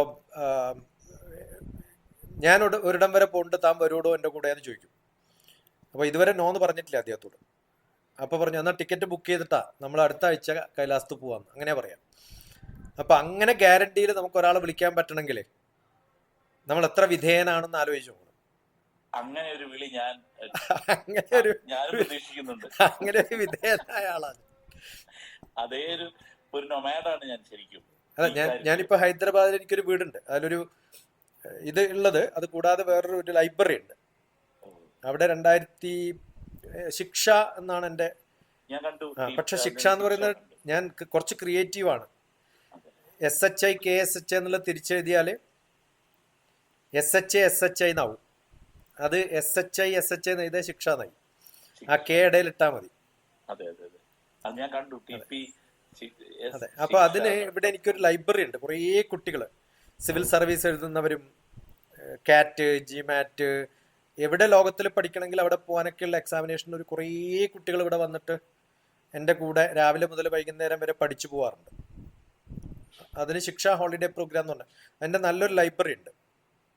അവിടെ ചില കുട്ടികളൊക്കെ വന്ന് താമസിക്കും. ഇന്നിപ്പോൾ 10 മണിക്ക് വരാമെന്ന് പറഞ്ഞത് അനന്തപൂർ എന്നുള്ള സ്ഥലത്തുള്ളൊരു പയ്യനാണ്. അവനുടെ ഗവൺമെന്റിൽ IT ഒരു ചാർജാണ് ഇപ്പോൾ ഉള്ളത്. അന്ന് എൻ്റെ സ്റ്റുഡൻ്റ് ആയിരുന്നു. അപ്പോൾ ഇവിടെ ഗവൺമെന്റിലൊക്കെ അത്തരം കുറേ പ്രോജക്റ്റുകൾ ചെയ്യുന്നതിൻ്റെ ചീഫൊക്കെ ആയിട്ടുള്ളവരൊക്കെ എൻ്റെ പഴയ സ്റ്റുഡൻസ് ആണ്. അവരൊക്കെ ഇവിടെ വന്ന് എൻ്റെ വാലറ്റ് എടുക്കും, കാശെടുക്കും, പോയിട്ട് സാധനം മേടിക്കും, എൻ്റെ കിച്ചണിൽ വന്ന് കുക്ക് ചെയ്യും. അങ്ങനെ രാവിലെ മുതൽ വൈകുന്നേരം വരെ കുടുംബമായിട്ട് കഴിയുന്ന 1000-ലധികം പിള്ളേരുണ്ടാവും. ആയിരക്കണക്കിന്. അവരൊന്നും അഡ്രസ്സോ ടെലിഫോൺ നമ്പറോ ഒന്നും സൂക്ഷിക്കാറില്ല. അതിൽ IPSകാരും IASകാരും ഒക്കെ ഉണ്ട് കുറേ പേര്. അപ്പൊ അങ്ങനെ കുറെ പേരെ നമുക്ക് ചെയ്യാൻ പറ്റുന്ന നമുക്ക് ചെയ്യാൻ പറ്റുന്ന ചില സംഭവങ്ങൾ നമുക്ക്. അപ്പൊ പക്ഷെ ആ സമയത്തും എൻ്റെ ഗുരു പറയാറുള്ളത് എപ്പോഴും എല്ലാ ദിവസവും രാവിലെ പ്രാർത്ഥിക്കേണ്ടത് തന്നെ കൊണ്ട് ആർക്കും ഒരു ഉപകാരമില്ലാതിരിക്കണേന്നാണെന്ന്.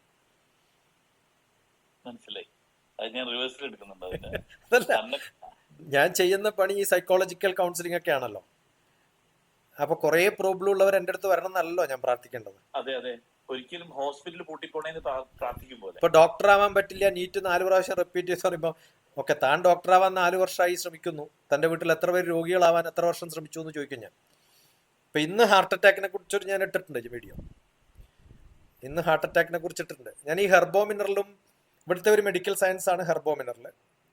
സിദ്ധ ആയുർവേദം ശാന്തിഗിരിയിലൊക്കെ ഞാൻ ക്ലാസ് എടുക്കാൻ പോയിട്ടുണ്ട്.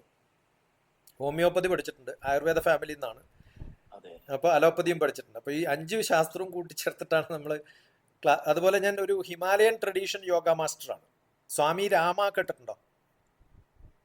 സ്വാമി രാമയെ കേട്ടിട്ടില്ലെങ്കിൽ ഒരു ബുക്കെങ്കിലും വായിക്കണം. അദ്ദേഹത്തിന്റെ ലിവിങ് വിത്ത് ഹിമാലയൻ മാസ്റ്റേഴ്സ്. യതിയുടെ ശിഷ്യനാണ് ഞാൻ. അങ്ങനെ കുറെ അങ്ങനെ കുറച്ചു പേരൊക്കെ വായിക്കാൻ പറ്റി എന്നുള്ളതാണ്. അപ്പൊ നമുക്ക് പറ്റുന്ന ഒരു തിരക്കാണ്. എല്ലാ ദിവസവും ഒരു ദിവസം പോലും ഞാൻ വീഡിയോ ഇടാണ്ടിരുന്നിട്ടില്ല കഴിഞ്ഞ 25 വർഷമായിട്ട്. അപ്പൊ ആരെങ്കിലൊക്കെ ഉണ്ടാവും, എന്തെങ്കിലുമൊക്കെ അവരുടെ കാര്യങ്ങൾക്കായിട്ടുണ്ടാവും.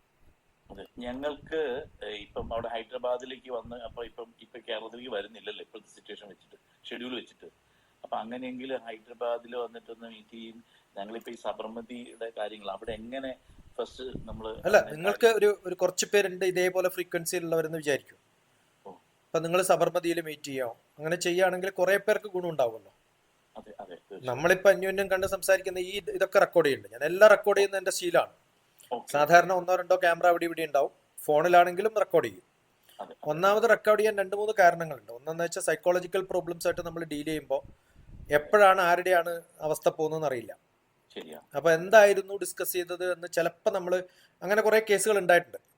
നമ്മളതിലൊന്നും പെടാത്തത് നമ്മൾ ആ ഒരു പൊസിഷനിൽ നിന്ന് റിട്ടയർ ആയതുകൊണ്ടാണ്. ഇപ്പൊ ഞാൻ റിട്ടയർ ആയിട്ടുള്ള പൊസിഷൻ എന്ന് പറഞ്ഞാൽ നിങ്ങളുടെ DGPയുടെ ലെവലിലാണ്. അപ്പൊ അതിൽ കുറഞ്ഞ ഒരാൾക്ക് എന്നെ അറസ്റ്റ് ചെയ്യണമെങ്കിൽ ബുദ്ധിമുട്ടാണ്. അപ്പൊ ഞാൻ PM ഓഫീസിൽ റോയുടെ ഡെപ്യൂട്ടി ഡയറക്ടർ ആയിരുന്നു. അന്ന് എന്റെ സീനിയർ ആയിരുന്നത് തരകനാണ്. അപ്പൊ തരകന്റെ കീഴിൽ വർക്ക് ചെയ്ത ഒരാളാണ്. അപ്പൊ നമ്മള് എന്നാലും നമുക്ക് ആരെങ്കിലുമൊക്കെ വല്ല പ്രശ്നങ്ങളൊക്കെ കുറെ പ്രശ്നങ്ങൾ ഉണ്ടാവുമല്ലോ. ആത്മഹത്യയും അതൊക്കെയാണ് നമുക്ക് വരുന്ന കേസുകളൊക്കെ. ഫാമിലി പ്രോബ്ലംസ് ഉണ്ടാവും. ഇതൊന്നും നമ്മളെ കൗണ്ടർ ചെയ്യാൻ പാടില്ലല്ലോ. അതുകൊണ്ടൊരു സ്വഭാവമാണ് കുറെ കാലമായിട്ട് ഇത് വീഡിയോ എടുക്കും, പിന്നെ ചിലപ്പോൾ ഓഡിയോ മാത്രം ശേഖരിച്ചു വെക്കും. ചിലപ്പോൾ അത് ഒന്നുമില്ലെങ്കിൽ അതിന് പിന്നെ വലിയ പ്രശ്നമല്ല. പക്ഷെ അത് ഈ റെക്കോർഡിങ് എപ്പോഴും ഉണ്ട്. അപ്പൊ പറ്റുന്നതും ഇപ്പൊ അതുകൊണ്ടാണ് ഞാൻ പറഞ്ഞത് ഇത് റെക്കോർഡാവും. എന്റെ സ്ക്രീൻ ഗ്രാബർ ഓൺ ആണ് എപ്പോഴും. അപ്പോ ഈ സ്ക്രീനിൽ വരുന്നത് ഫുൾ ഗ്രാബ് ചെയ്യും. അത് ഫയൽ ഉണ്ടാവും, അതെന്റെ ക്ലൗഡിൽ പോകും. അപ്പൊ എന്റെ സ്റ്റുഡൻസ് അമേരിക്കയിലൊക്കെ ഉണ്ട്, അവരൊക്കെ അത് നോക്കിയിട്ട് വെച്ചോളും എവിടെയൊക്കെയാ വെക്കേണ്ടത്, സൂക്ഷിക്കേണ്ടത്. അപ്പൊ ഞാൻ ടാഗ് ചെയ്യുന്നത് ഇന്നത്തെ ഡേറ്റ് വെച്ചിട്ടാണ്. 25/07/20 എന്നാണ്. 250720 റിവേഴ്സിലാണ് എഴുതുക, YYMMDD. അപ്പൊ സീക്വൻസിൽ ഇടാൻ വളരെ എളുപ്പമാണ്. അതെ അപ്പൊ അടുത്ത കൊല്ലെത്തുമ്പോൾ ഞാൻ 26 ജൂലൈ ആകുമ്പോൾ ഞാൻ ആദ്യം നോക്കുന്നത് എഴുന്നേറ്റാല് 240720 എന്താ സംഭവിച്ചത്, അതാണ് നമ്മുടെ ടാഗ്. അപ്പൊ എളുപ്പമാണ് നമുക്ക്. ഇന്ന ദിവസം ഇന്നടുത്ത് പരിപാടി ഉണ്ടായിരുന്നു, ഇന്ന ആളാണ് അത് കോർഡിനേറ്റ് ചെയ്തത്, ഇന്ന ആളാണ് അത് ചോദ്യം ചോദിച്ചാൽ നമുക്ക് അറിയാലോ. അതെ അതെ അതെ എളുപ്പമാണ്. അതാണ് എന്റെ സീക്വൻസിങ്. നമുക്കൊന്നും ചിന്തിക്കാൻ പറ്റാത്ത രീതിയിലാണ് കാര്യങ്ങളൊക്കെ. അല്ല, ഡാറ്റാബേസ് മാനേജ്മെന്റ് ഒക്കെ പഠിപ്പിക്കുന്ന ആളാണ്. കമ്പ്യൂട്ടർ സയൻസ് 10-25 വർഷമായിട്ട് പഠിപ്പിക്കുന്ന ആളാണ്, MTech ലെവലിലും BTech ലെവലിലും ഒക്കെ. ലക്ഷ്മി ഒന്നും മിണ്ടിയില്ല. ഇല്ല, ഞാൻ അവസരം കൊടുത്തില്ല ലക്ഷ്മി. ഇതാണ് എന്റെ സ്വഭാവം. അധിക പ്രസംഗി എന്നൊക്കെ പറയില്ലായിരുന്നു. അതെ, അതല്ല ഞാനിങ്ങനെ ഇടയ്ക്ക് ജോയിൻ ചെയ്തൊന്നും അറിയില്ല അജയ് നമ്മുടെ സബർമതിയെ പറ്റി എത്ര സംസാരിച്ചു. പറഞ്ഞു, ഇത്തിരി പറഞ്ഞു. ഞാൻ പറഞ്ഞത് നിങ്ങൾക്ക് ഏത് ആയാലും ഇത്തരം കുറേ ആവശ്യമുള്ള കുറേ ആൾക്കാരുണ്ട്. ഇപ്പൊ ഞാൻ കോഴിക്കോട് വരികയാണെങ്കിൽ, കഴിഞ്ഞ പ്രാവശ്യം ഞാൻ കോഴിക്കോട് വന്ന 2 ദിവസത്തെ ഒരു പ്രോഗ്രാമിന് മർക്കസിലാണ്. അവിടെ ടീച്ചേഴ്സിന്റെ പ്രോഗ്രാമിനാണ് വന്നത്. നോളജ് സിറ്റിയിൽ. അതെ, I just flow to Markaz. അവിടെ ഉണ്ടായിരുന്നു. കോഴിക്കോട് എന്റെ ചേട്ടന്റെ മക്കളും ചേച്ചിയുടെ മക്കളും ഒക്കെ ഉണ്ട്. അപ്പൊ അവരൊക്കെ ഒന്ന് വിസിറ്റ് ചെയ്യാനുള്ള സാഹചര്യം കൂടിയാണല്ലോ. അങ്ങനെയാണ് ഞാൻ സാധാരണ. സോഷ്യൽ വിസിറ്റ് ഇല്ല. ആവശ്യങ്ങൾക്ക് പോകുമ്പോൾ സോഷ്യൽ വിസിറ്റ് നല്ലപോലെ ചെയ്യുകയും ചെയ്യും. അപ്പൊ എല്ലാരെയും കണക്ട് ചെയ്യും. അത് പഴയ ബന്ധുക്കളായാലും കുട്ടികളായാലും. അപ്പൊ അവർക്കൊക്കെ മെസ്സേജ് അയക്കും, I mean Calicut for today. അപ്പൊ ഒരു 10-15 പേര് വന്ന് കാണും. അവർക്ക് അങ്ങനെയൊക്കെ ആദ്യമായിട്ട് കണ്ട കുറെ കുട്ടികളുണ്ടായിരുന്നു. അങ്ങനെയാണ് ചെയ്യുക. അപ്പൊ എവിടെ പോകുന്നതും താല്പര്യമാണ്. കാരണം കുറെ പേരുണ്ടാവും കാണണമെന്നോ ഒക്കെ ആഗ്രഹമുള്ളവർ. ഞാൻ അവരോടൊക്കെ പറയാം, സമയമാകുമ്പോൾ നമ്മൾ അവിടെ എത്തുമ്പോൾ കാണാം എന്ന് പറയും. ഇപ്പൊ കോഴിക്കോട് അടുത്ത് വന്നിരുന്നു. അതാണ് ഇപ്പൊ അടുത്തുണ്ടായ നാട്ടിലുള്ള. ജൂണിലാണ്. സ്കൂൾ തുറക്കുന്നതിന് മുമ്പ് അവർക്കുള്ള ഒരു ഓറിയന്റേഷൻ ആയിരുന്നു. അവർക്കൊരു 25ഓളം എയ്ഡഡ് ടു സ്കൂൾസ് ഉണ്ട്. 200ഓളം CBSE സ്കൂളിലുള്ളവരാണ് അവര്.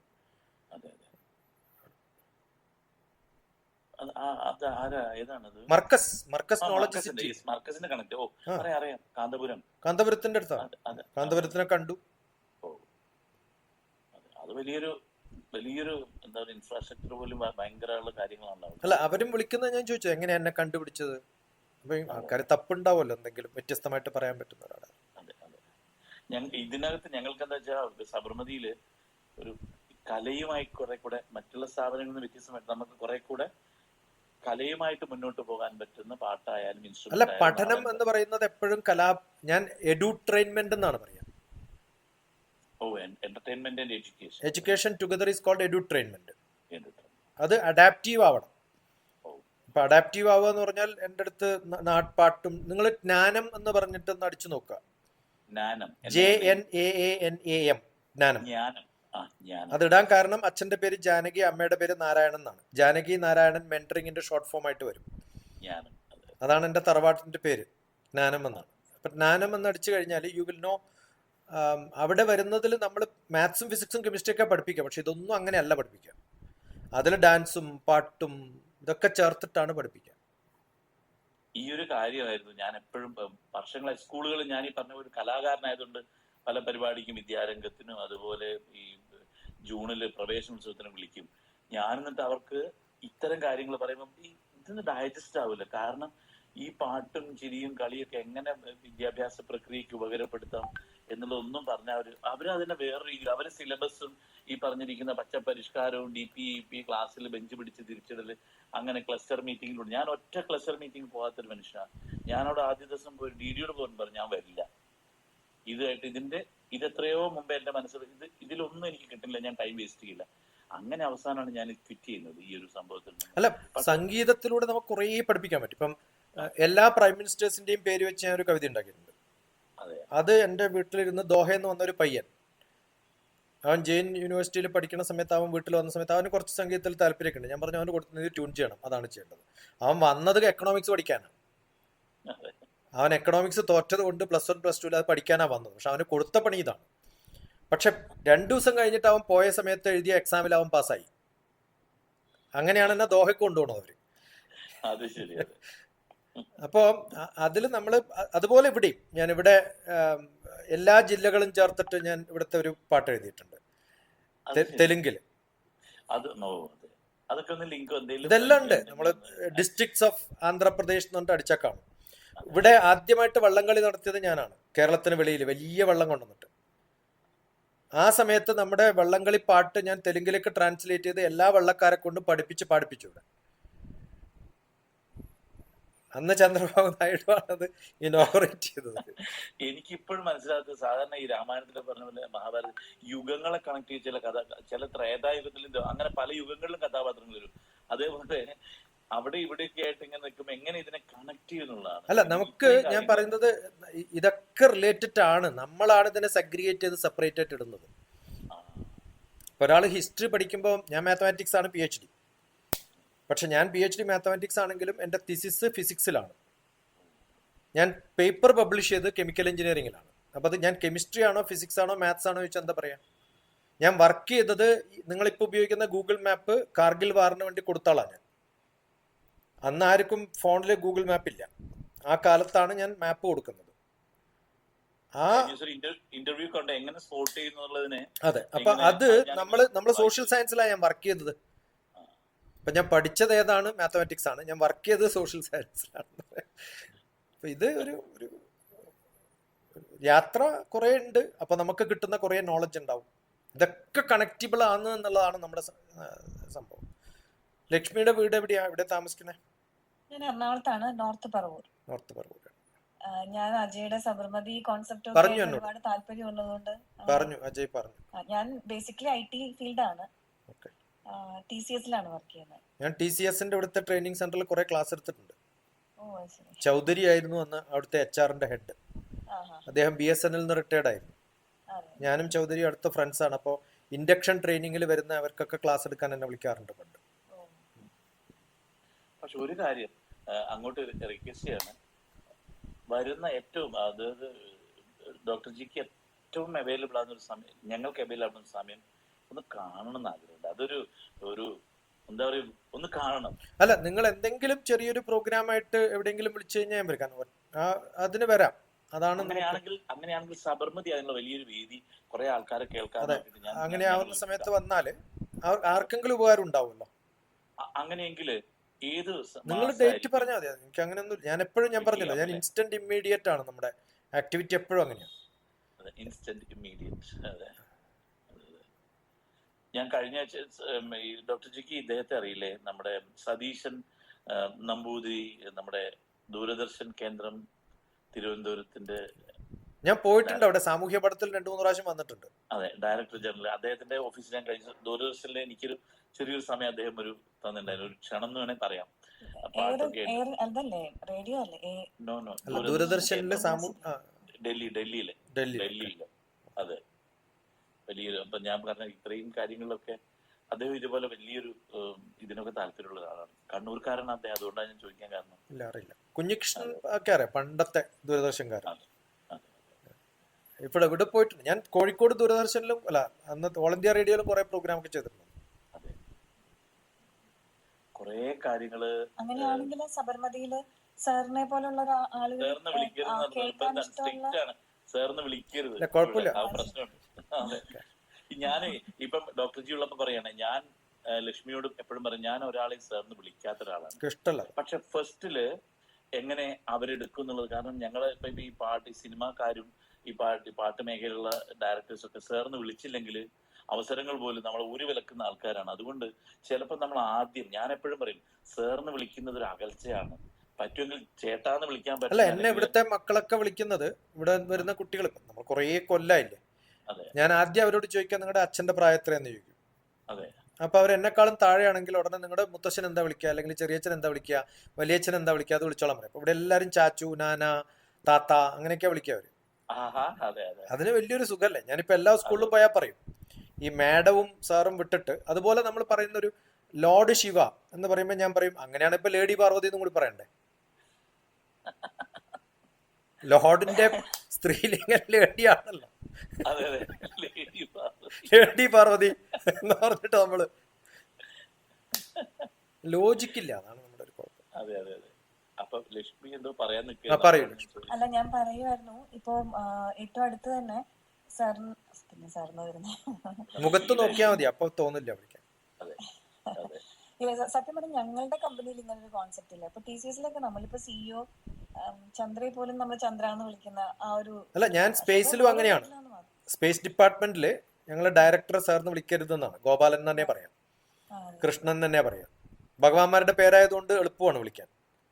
നമ്മൾ ബഹുമാനം കൊണ്ടാണെങ്കിൽ ഞാൻ ചോദിക്കാം, നിങ്ങൾ കൃഷ്ണനെ കൃഷ്ണൻ സാറിന് വിളിക്കാറില്ലല്ലോ. എടോ കൃഷ്ണ എന്നൊക്കെ വിളിക്കാറില്ലേ നമ്മള്? അപ്പം നമുക്ക് അങ്ങനെ കേൾക്കാൻ ഇഷ്ടമുള്ള ഒരു ഓഡിയൻസിനെ നമുക്ക് സെലക്ട് ചെയ്തിട്ട് സാറിന് ഏറ്റവും അവൈലബിൾ ആയിട്ടുള്ള ഒരു ഡേറ്റിൽ നമുക്ക് അത് പ്രോഗ്രാം എപ്പോഴാച്ച പറഞ്ഞു. അപ്പം അടുത്ത ഘട്ടം അത്. കാരണം ഞാൻ ഇന്ന് തന്നെ ഇത് സംസാരിക്കാൻ കാരണം നമ്മൾ സമയം ഇങ്ങനെ മാറ്റി മാറ്റി മാറ്റി വെക്കുന്നുണ്ടല്ലോ. പക്ഷെ ഇത്രയും പെട്ടെന്ന് അവൈലബിൾ ആയത് തന്നെ ഇപ്പൊ വലിയൊരു അത്ഭുതം കാണാം. ഇതൊരു ലെസനാണ്. ഇപ്പൊ ഈ ഇന്നത്തെ ഈ ഒരു സെഷൻ ശരിക്കും എന്നെ ഒരുപാട് ചിന്തിപ്പിക്കുക ചെയ്തൊരു കാര്യമാണ്. നമുക്ക് പെട്ടെന്ന് തന്നെ വരികയാണ്, ഇപ്പൊ തന്നെ മീറ്റ് എപ്പോഴും അങ്ങനെയാ. മെസ്സേജ് അയക്കുക. അതെ അതെ. അപ്പം എന്തായാലും വലിയ സന്തോഷം. സമയം നമ്മുടെ അല്ലേ 1 മണിക്കൂറിന് അടുത്തായി. ഇപ്പൊ അടുത്ത സെഷനിലേക്ക് പോകേണ്ടി വരും. ഒരു ഡേറ്റ് ഞങ്ങളൊന്ന് നോക്കിയിട്ട് അവിടത്തേക്കും കൂടെ സമയം നോക്കിയിട്ട് പെട്ടെന്ന് തന്നെ. പിന്നെ ഞങ്ങൾ ഇവിടെ എന്തൊക്കെ പ്രിപ്പറേഷൻ അല്ല, എല്ലായിടത്തും എനിക്ക് സ്ഥലമുണ്ട്. ഇപ്പൊ തിരുവനന്തപുരത്ത് പോയാൽ എനിക്ക് ഫെസിലിറ്റി ഉണ്ട്. ഒരു 10 പേര് വന്നാലും അതെ അതെ എല്ലാം സ്പോൺസർ ചെയ്യാനുള്ള ആൾക്കാരുണ്ട്. എന്ന് വെച്ചാൽ ഭക്ഷണം എല്ലാം കൊണ്ടുതരും വേണമെങ്കിൽ. താമസം. അതെ അതെ അല്ല, വലിയ ഹോട്ടൽ ഉടമകളൊക്കെയാണ് ചിലപ്പോൾ. അതെ അതെ അതിന് വലിയ പ്രശ്നമില്ല നമുക്ക്. ഇരിങ്ങാലക്കുട എനിക്ക് വീടുണ്ട്. ഇരിങ്ങാലക്കുട വീടൊന്ന് കാണണം നിങ്ങൾ. അമ്പലത്തിനും ബസ് സ്റ്റാൻഡിനും തൊട്ടടുത്താണ്. അതെയോ? ആ. ഇരിങ്ങാലക്കുട. അവിടെ ഒരു അവിടെ വീടുണ്ട്. ആരുമില്ല, ആരൊക്കെ? അത് മെയിൻറ്റെയിൻ ചെയ്തിട്ട് വെറുതെ വെച്ചിരിക്കുകയാണ്. ഓ അതെ. അതിന്റെ മുകളിൽ നല്ലൊരു ടെറസ് ഉണ്ട്. അതിന്റെ മുകളിൽ ഞാൻ ക്യാമ്പുകൾ നടത്തുമ്പോൾ വളരെ ഡിഫറെന്റ് ആയിട്ടുള്ള കുട്ടികളുടെ ക്യാമ്പൊക്കെ നടത്തിയിട്ടുണ്ട് അവിടെ. 10-30 ദിവസം കണ്ടിന്യൂസ് ആയിട്ട് മക്കൾ വരും. അവിടെ തന്നെ ഭക്ഷണം ഉണ്ടാക്കും, ചിലപ്പം അങ്ങനെ കുക്കിംഗ് ഒക്കെ പഠിപ്പിക്കും. നൈറ്റ് വാക്കൊക്കെ നടത്തിയിട്ടുണ്ട് പിള്ളേരെ കൊണ്ട്. ശരി. സത്യം പറഞ്ഞാൽ ഇതൊക്കെയാണ് സാർ ഞങ്ങളുടെ മനസ്സിലുള്ള കാര്യങ്ങൾ. അതായത് ക്യാമ്പുകൾ നടത്തുമ്പോൾ നമ്മൾ തന്നെ കുക്ക് ചെയ്ത് കുട്ടികളെ കൊണ്ട് അങ്ങനെ തന്നെ ചെയ്യാം. എല്ലാം ചെയ്യിപ്പിച്ചതെല്ലാം ഞങ്ങള് സത്യം പറഞ്ഞാൽ കഴിഞ്ഞ കൊല്ലമൊക്കെ പ്ലാൻ ചെയ്തതാണ്. അല്ല, കുക്കിംഗ് ഡോക്ടർ TPS അടിച്ചാൽ കാണാം ഞാൻ കുക്ക് ചെയ്യണത്. I cook myself. അതെ. നമ്മൾ ആഗ്രഹിച്ച കാര്യങ്ങളൊക്കെയാണ് ഇവിടെ നോ ഇഷ്യൂ, പറവാല്ലോ. ചെയ്ത് നടത്തിക്കൊണ്ടിരിക്കുന്നത്. ഈസ് 20 minutes ലേറ്റ് വരുന്നതാണ്. ഓ അതെ അതെ അതെ അതെ. അപ്പം ഇപ്പൊ ഈ അനന്തപൂർ എന്ന് പറഞ്ഞ സ്ഥലത്ത് ഇപ്പൊ ഈ വിളിച്ച പയ്യൻ, ഓ അവനും അവന്റെ ബ്രദേഴ്സും ഒക്കെ കൂടി എന്റെ സ്റ്റുഡൻസ് ആയിരുന്നു ഇവിടെ ഹൈദരാബാദിൽ. അപ്പൊ അവർക്ക് അനന്തപൂർ ക്ലാസ് വേണമെന്ന് പറഞ്ഞു നിങ്ങളുടെ എല്ലാ ഫ്രണ്ട്സിനോടും വിളിച്ച് പറയാം ഞാൻ വരുന്നുണ്ടെന്ന്. അതെ. അപ്പൊ 10ാം ക്ലാസ്സിലെ കുട്ടികളുടെ എക്സാം ടെൻഷൻ കുറക്കാനാണ്. അപ്പൊ ഞാൻ പറഞ്ഞു അവര് നിങ്ങളുടെ ഫ്രണ്ട്സിനോടൊക്കെ പറയാം. ഞാനവിടെ എത്തുമ്പോൾ എന്താ സ്ഥിതി അറിയോ? 5600 പിള്ളേര്. ഒരു ജില്ലയിലെ കുട്ടികൾ അവിടെ വന്നു അല്ലേ? അന്നൊന്നും എനിക്ക് റെക്കോർഡ് ചെയ്യാൻ പറ്റിയിട്ടാണുള്ള ഒരു സങ്കടമുണ്ട്. പിള്ളേര് നിൽക്കുന്ന അടുത്ത വീടുകളുടെ ടെറസിന്റെ മുകളില്. പ്രോഗ്രാം അറേഞ്ച് ചെയ്ത് ഈ പാർട്ടി സമ്മേളനമൊക്കെ നടത്തുന്ന ഈ ആർട്സ് കോളേജ് അനന്തപുരം എന്ന് പറയുന്ന വലിയൊരു കോളേജാണ്. അതിന്റെ മൈതാനം ഫുൾ ആൾക്കാരാണ്. 6 മണിക്കൂർ നോൺ സ്റ്റോപ്പ് ആയിട്ടാണ് ഞാൻ ക്ലാസ് എടുത്തവർക്ക്. കാരണം അവരെ വിട്ട് കഴിഞ്ഞാൽ ഇവരെ കൂട്ടിച്ചേർക്കാൻ ഒരു ഇന്റർവെൽ കൊടുത്താൽ ഇവരെ പിടിച്ചു നിർത്തണമെങ്കിൽ ബുദ്ധിമുട്ടല്ലേ? ശരിയാ ശരിയാ. അതെ. ഒറ്റ ടൈം അങ്ങോട്ട് പോയി 6 മണിക്കൂർ നോൺ സ്റ്റോപ്പ്. അതിലും പകുതിയിലധികം കുട്ടികൾക്ക് തെലുങ്ക് അറിയില്ല. എൻ്റെ തെലുങ്ക് ഇന്ന് കുറച്ച് ഭേദമാണ്, പക്ഷെ അന്ന് ഇത് നടക്കുന്നത് 25 കൊല്ലം മുമ്പാണ്. അപ്പൊ അന്ന് എൻ്റെ തെലുങ്ക് ഇത്രയും നല്ലതല്ല. പക്ഷെ അത് വെച്ചിട്ട് നമ്മൾ പറഞ്ഞ് അവർക്കൊരു അങ്ങനെ എത്ര കുട്ടികൾ ഉണ്ടാവും ആലോചിച്ചു നോക്കാം. So I have reached up to millions of students. അപ്പൊ ഈ രാത്രി പിള്ളേരെ കൊണ്ട് നടക്കാൻ പോകുമ്പോൾ ഞാൻ അവരോട് പറയാം, ആരും കൈപിടിക്കരുത്, ആരും ഓടരുത്. ഈ 2 കോൺട്രാക്റ്റേ ഉള്ളൂ. ഒന്നും സംസാരിക്കണ്ട, വെറുതെ നടക്കുക. ഒരു 2 മണിക്കൂർ എൻ്റെ പിന്നാലെ നടക്കുക. ഞാൻ എവിടെയാണ് നടക്കണത്, ഞാൻ എവിടെ വരെ നടക്കുക. 2 മണിക്കൂറൊക്കെ നടന്ന് തിരിച്ചു വരുമ്പോൾ നമ്മൾ നിങ്ങൾ എന്താ ആലോചിച്ചു? ഒരു സെൽഫ് ടൈം ആരും കൊടുക്കാറില്ലല്ലോ ജീവിതത്തിൽ. നമ്മൾ ഈ സമാധി എന്നൊക്കെ പറയുന്നത് ഈ സെൽഫ് ടൈമാണ്. അതുണ്ടായാൽ മതി ജീവിതത്തിൽ. ആ ഒരു തോന്നൽ ഉണ്ടായിക്കഴിഞ്ഞാൽ തന്നെ അസുഖം പിടിച്ച് കിടക്കുന്നത് നമ്മുടെ സെൽഫ് ടൈം കിട്ടാനാന്ന് ഞാൻ പറയാം. ഓ ശരി ശരി. ഒരു ഇൻട്രോസ്പെക്ഷൻ ഉണ്ടാവുമല്ലോ. നമ്മൾ ആരോടെങ്കിലും സംസാരിക്കാണ്ടിരിക്കുമ്പോൾ നമ്മൾ നമ്മളോട് സംസാരിക്കുമ്പോൾ ഉണ്ടാവുന്ന ഒരു ഇൻട്രോസ്പെക്ഷനാണ്. ഈ ഒരു കാര്യം എപ്പോഴും ഞാൻ ലക്ഷ്മിയോട് പറയുന്ന കാര്യമാണ്. എനിക്ക് ഒറ്റയ്ക്ക് യാത്ര ചെയ്യാൻ ഇഷ്ടം. അതായത് ട്രെയിനിലാണെങ്കിലും എനിക്ക് മിണ്ടരുത്, ഡ്രൈവ് ചെയ്യുമ്പോൾ ഞാൻ എന്നോട് പല ചോദ്യം ചോദിച്ച് എന്നോട് ഞാൻ പല ചോദ്യം ചോദിക്കും. അപ്പൊ എനിക്ക് പലപ്പോഴും ഈ ഒരു സമയം ഞാൻ യൂസ് ചെയ്യാറുണ്ട്. ഇന്നലെ തന്നെ എനിക്കിവിടെ വേറൊരാൾ പറഞ്ഞു നമുക്ക് ഒരുമിച്ച് വീട്ടിലേക്ക് പോവാം. ഞാൻ പറഞ്ഞു എനിക്ക് എന്നെ കിട്ടാൻ വേണ്ടി ഞാൻ ഇവിടെ നടത്തില്ല. കാരണം എനിക്കിപ്പോ തോന്നുന്നു എന്റെ 1000 മടങ്ങുള്ള ഒരു ഞാനായിട്ട് എനിക്ക് TPG കാണാം. എന്റെ 1000 മടങ്ങുള്ള ഞാനായിട്ട്. അല്ല, യാത്രയൊക്കെ പോകുന്ന സമയത്ത് നമ്മൾ സാധാരണ ഞാൻ യാത്ര പോകുമ്പോൾ പോലും എന്റെ ഡാഷ്ബോർഡിന്റെ മുകളിൽ ഒരു GoPro ഇങ്ങോട്ട് തിരിച്ചു വെക്കും. കാരണം ഇയാൾ കുറെ ചോദ്യം ചോദിക്കുന്ന ഉറപ്പാണ്. അത് ഫുൾ റെക്കോർഡ് ചെയ്ത് ഡയലോഗ് ഓൺ ഡ്രൈവ് എന്നിട്ടൊരു സീരീസ് തന്നെ ഇട്ടിട്ടുണ്ട് ഞാൻ. കാരണം അമേരിക്കകളൊക്കെ ഡ്രൈവ് ചെയ്യുമ്പോൾ ഒരു 7 മണിക്കൂറൊക്കെ ഡ്രൈവ് ചെയ്തിട്ടാണല്ലോ അടുത്ത സിറ്റി എത്തുക. ആ 7 മണിക്കൂർ നമ്മൾ സംസാരിക്കുന്ന സബ്ജക്റ്റുകൾ എൻറ്റയർലി ഡിഫറെന്റ് ആയിരിക്കും. അതിൽ ഓരോന്നും വാല്യൂബിളും ആണ്, ഗുണമുള്ളതുമാണ്. അപ്പോൾ ഡയലോഗുകളാണ് ഞാൻ സാധാരണ ഞാൻ പറയാറുള്ളത്. We don't conference. നമ്മൾ കോൺഫറൻസ് എന്നല്ലേ പേരിടുക. ലെറ്റ് us അൺകോൺഫറൻസ് എന്നാണ് പറയുന്നത്. ഒരേ സംഭവത്തിൽ ചിന്തിക്കണം എന്നില്ല, വ്യത്യസ്തമായിട്ട് ചിന്തിക്കുന്നവരാകുമ്പോഴാണ് നമ്മൾ എന്തെങ്കിലുമൊക്കെ നേടുക. ലക്ഷ്മി പഠിച്ചതൊക്കെ എവിടെയായിരുന്നു? ഞാൻ എറണാകുളത്ത് തന്നെയാണ് സാർ പഠിച്ചത്. എവിടെ? ഞാനിവിടെ സെന്റ് സേവിയേഴ്സ് കോളേജില്, ആലുവ.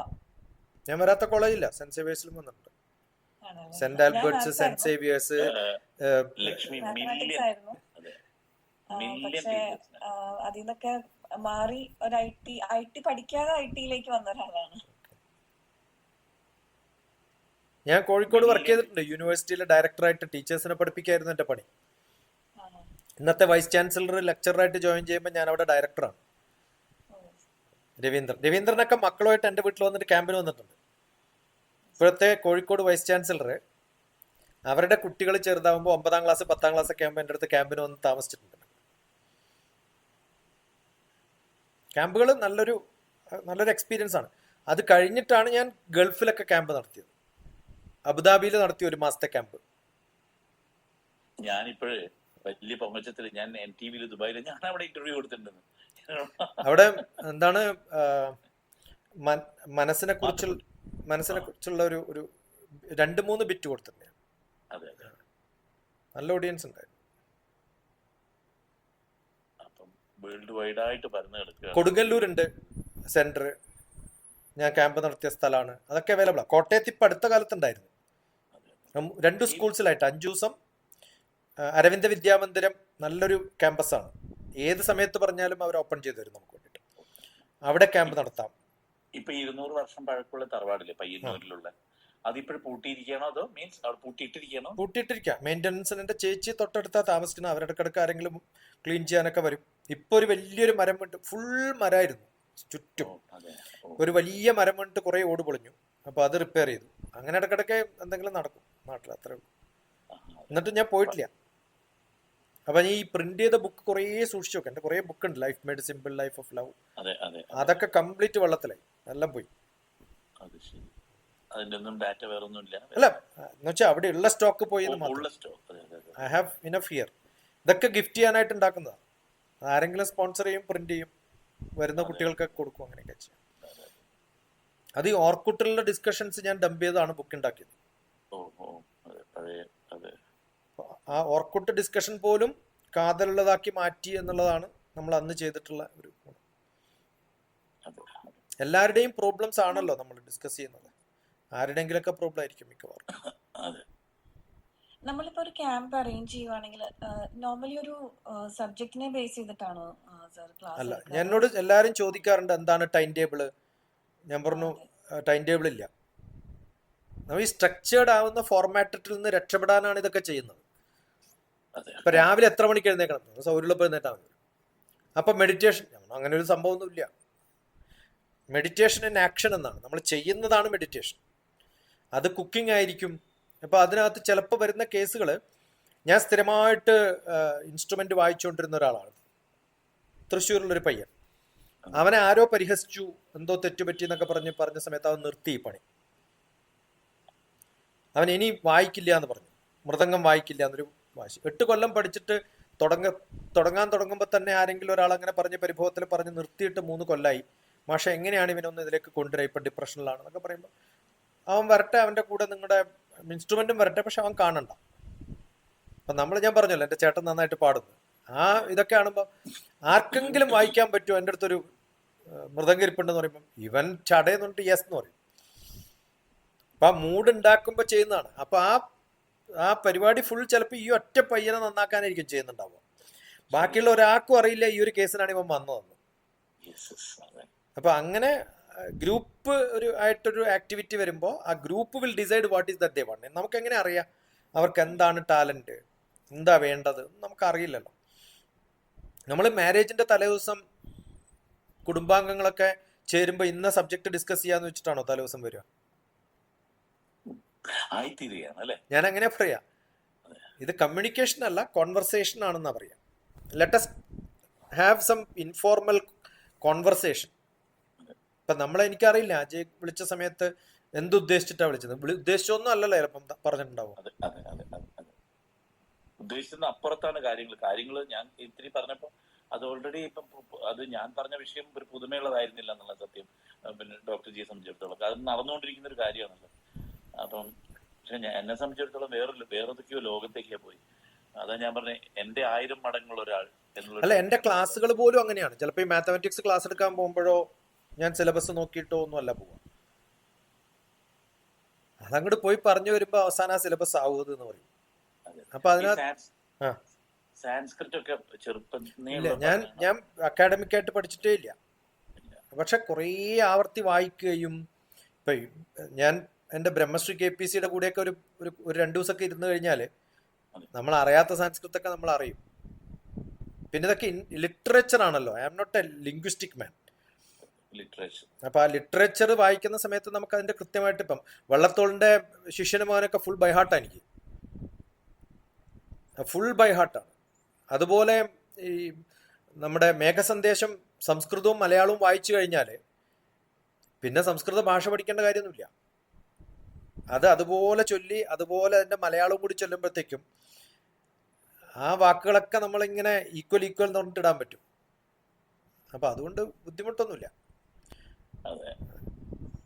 അപ്പോ ഏതായാലും ഞങ്ങള് ഈ നമ്മുടെ സബർമതിയുമായി ബന്ധപ്പെട്ട് കുറെ ആൾക്കാരെ, വളരെ കാര്യമായിട്ടുള്ള കുറെ ആൾക്കാരെയൊക്കെ വിളിച്ച് അതിന്റെ ഒരു അവസരം ടൈം നോക്കി. അല്ല, നിങ്ങൾക്ക് എന്തെങ്കിലും ടൈറ്റിൽ കൊടുക്കുന്നതിന് വിരോധമൊന്നുമില്ല. നമുക്ക് അതുമായിട്ട് ബന്ധപ്പെട്ടിട്ട് അതിന്റെ നമ്മൾ പറഞ്ഞത് നമുക്ക് ആർക്ക് വേണമെങ്കിലും ഇതിപ്പോ നമ്മുടെ ഒരു ഓഡിയൻസിനെ ചൂസ് ചെയ്യുമ്പോൾ നമുക്ക് നമ്മുടെ കാലിക്കറ്റ് ബേസ്ഡ് ആയിട്ടുള്ള ടീച്ചേഴ്സിനെ സെലക്ട് ചെയ്യാം. അല്ലാന്നുണ്ടെങ്കിൽ പഠിക്കുന്ന കുട്ടികൾ, അത് രണ്ടും രണ്ട് രീതിയിലായിരിക്കും. അത് എങ്ങനെയാണ്? ശരിക്കും അങ്ങനെയല്ല. ഞാനിപ്പോ ഇന്ന് ഒരു ടോപ്പിക് രാമായണത്തിൽ എന്താണ് സംസാരിക്കേണ്ടത് വെച്ചപ്പോൾ ഞാൻ കോൺഫ്ലിക്റ്റ് മാനേജ്മെന്റ് എന്നാണ് കൊടുത്തത്. ഇതിലിപ്പോ എന്ത് രാമായണം എന്ന് വെച്ചാൽ അതിൽ ഫുൾ രാമായണം അതാണെന്ന് പറഞ്ഞു.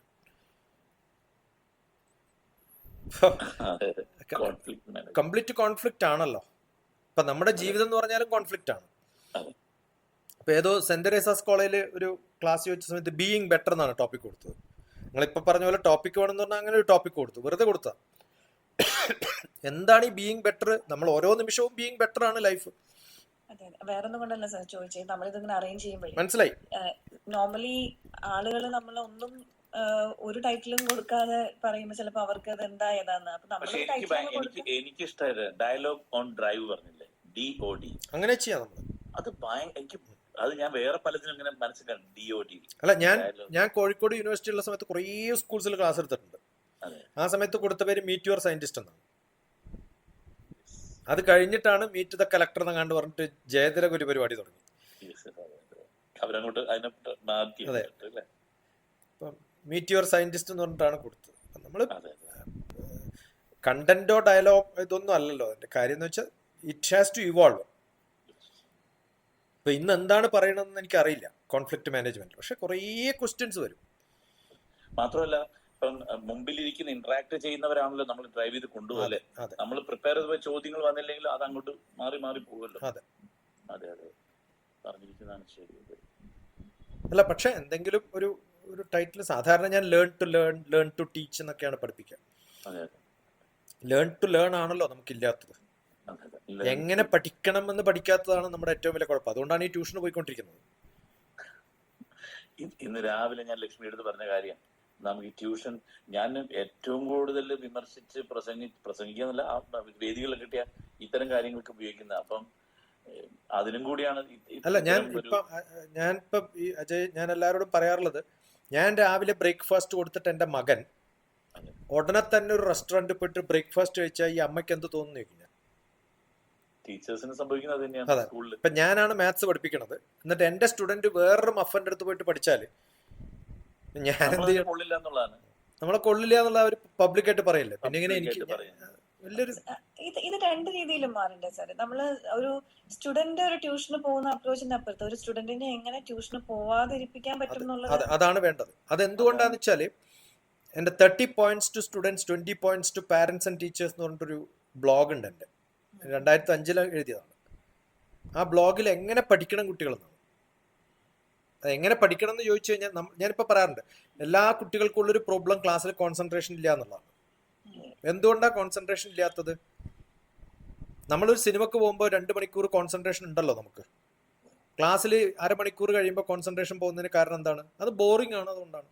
ഇൻട്രസ്റ്റ് വരാത്തോണ്ടാണ്. അതെ. എന്തുകൊണ്ടാണ് ഇൻട്രസ്റ്റ് ഇല്ലാത്തത്? ശ്രദ്ധാവാൻ ലഭതേ ജ്ഞാനം എന്നാണ് ഭഗവത്ഗീതയിൽ. അർജുനും പറയുന്നുണ്ട് കൃഷ്ണനോട്. എനിക്കൊന്നും മനസ്സിലാവുന്നില്ല. തന്നെ നമുക്ക് പല ടീച്ചേഴ്സിന്റെ അടുത്ത് പല അനുഭവമാണ്. ചിലരെ നമ്മൾ കേട്ടിരിക്കാൻ തോന്നും, ചിലരെ നമുക്ക് കേൾക്കാനേ തോന്നും. അതിനൊരു കാരണം എന്ന് വെച്ചാൽ, നമ്മൾ സിനിമക്ക് പോകുന്ന സമയത്ത് ആരാ ഡയറക്റ്റ് ചെയ്തത്, ആരാ പാട്ട് പാടുന്നത്, ഏതാണ് പ്ലോട്ട്, ആരൊക്കെ അഭിനയിക്കുന്നത്, കഥ എന്താണെന്നൊക്കെ അറിഞ്ഞിട്ടാണ് നമ്മൾ പോകുന്നത്. അറ്റ്ലീസ്റ്റ് പോസ്റ്ററെങ്കിലും കണ്ടിട്ടാണ് പോണത്. ഈ ക്ലാസ്സിൽ പോകുന്ന കുട്ടികൾ വല്ല പ്രിപ്പറേഷനോട് കൂടിയാണോ പോണത്? ബ്ലൈൻഡ് ആയിട്ടാണ് പോകുന്നത്. അതാണ് ഏറ്റവും വലിയ പ്രോബ്ലം. നമ്മുടെ കയ്യിൽ സിലബസ്. അപ്പം ഇപ്പം എൻ്റെ കൂടെ +1 +2 കഴിഞ്ഞിട്ട് ഡിഗ്രിക്ക് ചേരാൻ താല്പര്യമുള്ള കുട്ടികളോടൊക്കെ ഏത് കോഴ്സിനാണ് ചേരേണ്ടതെന്നൊക്കെ പറയുമ്പോഴത്തേക്കും ഞാൻ ഏകദേശം അവർ കോഴ്സ് തീരുമാനിച്ചാൽ ഉടനെ തന്നെ അവർക്ക് അവരുടെ പ്രിസ്ക്രൈബ്ഡ് സിലബസ്, അവരുടെ ടെക്സ്റ്റ് ബുക്കുകൾ, അവർ ചെയ്യേണ്ട എക്സ്ട്രാ കോഴ്സുകൾ, 50 കോഴ്സൊക്കെ ചെയ്ത് റെഡി ആയിരിക്കുന്ന പിള്ളേരുണ്ട് ഇപ്പം. ക്ലാസ്സിൽ പോയിരിക്കുമ്പോൾ മാഷന്മാരെക്കാളും ഇവരുണ്ടാവും ഇവർ. അപ്പം എങ്ങനെ ഇരിക്കും? അല്ല, അത് ശരിയാണ്. ഞാൻ ഈ റീസെന്റ് ചെയ്തൊരു കാര്യം, എന്റെ അനിയത്തിയുടെ മകൻ 2ാം ക്ലാസ്സിലാണ് പഠിക്കുന്നത്. പക്ഷെ അവൻ ക്ലാസ്സിൽ പോകുന്നതിന് മുമ്പ് അവൻ അന്ന് എടുക്കാൻ സാധ്യതയുള്ള ഒരു പാഠം ഞാൻ അവിടുന്ന് വായിപ്പിച്ചവനെ. അപ്പൊ അവൻ പറഞ്ഞു എന്നോട്, ചേച്ചിയമ്മേ ഇത് എനിക്ക് എടുത്തിട്ടില്ലല്ലോ. ഞാൻ അത് എടുക്കണ്ട, പക്ഷെ മോനതൊന്ന് വായിച്ചിട്ട് പോയിക്കോ. വായിച്ചിട്ട് പോയി അവിടെ ചെന്ന് കഴിഞ്ഞ് ടീച്ചർ ഈ ടെക്സ്റ്റ് വായിപ്പിച്ചപ്പോ ഏറ്റവും നന്നായിട്ട് വായിച്ച ഒരാൾ അവനായിരുന്നു. എന്നിട്ട് സ്റ്റാർ ഒക്കെ ഇട്ടിട്ട് ഒരു ഫോട്ടോ ഒക്കെ ഇട്ടിട്ടുണ്ടായിരുന്നു ഗ്രൂപ്പില്. സാർ പറഞ്ഞ സെയിം ഇതാണ്. നമ്മള് കുറച്ചൊന്ന് പ്രിപ്പയർ, നമ്മുടെ ഭാഗത്തുനിന്ന് കുറച്ച് പ്രിപ്പയർ ചെയ്ത് പോയി കഴിഞ്ഞാൽ ബാക്കിയെല്ലാം അതാണ് അത്യാവശ്യം. കാരണം ഞാൻ 8ാം ക്ലാസ്സിൽ ഏറ്റവും മോശം സ്റ്റുഡൻ്റ് ആയിട്ട് പുറത്താക്കിയതാണ് എന്നെ. കണ്ണൂർ ജില്ലയിലെ ഏറ്റവും നല്ല സ്കൂൾ എന്ന് പറയുന്നത് ടാഗോർ വിദ്യാനികേതൻ എന്ന് പറഞ്ഞൊരു സ്കൂളിൽ. ഇപ്പം ഞാൻ പറഞ്ഞില്ല, എൻ്റെ ഒരു കസിൻ ഉണ്ട് മട്ടന്നൂര്, രവിയും ഞാനുമായിരുന്നു. രവിക്ക് 5ാം റാങ്കൊക്കെ കിട്ടും 27 പിള്ളേരിൽ. ഞാൻ വിട്ടുകൊടുക്കാത്ത റാങ്കായിരുന്നു ലാസ്റ്റ് റാങ്ക്, കണ്ടിന്യൂസ് ആയിട്ട് എല്ലാ എക്സാമിനും. അവസാനം എന്നെ പുറത്താക്കി അവിടുന്ന്. യൂസ്ലെസ് ഫെലോ എന്ന് പറഞ്ഞിട്ട് TC എന്നിട്ട് പുറത്താക്കിയതാണ്. അതേ സ്കൂളിലാണ് എന്നെ A+ന് സമ്മാനം കൊടുക്കാൻ വേണ്ടി ഞാൻ സയന്റിസ്റ്റ് ആയിട്ട് ഇരിക്കുമ്പോൾ വിളിക്കണത്. ഞാൻ പലരോടും ഇതിന്റെ കൂടെ ഒന്ന് ചേർത്ത് പറഞ്ഞോട്ടെ അങ്ങോട്ട്.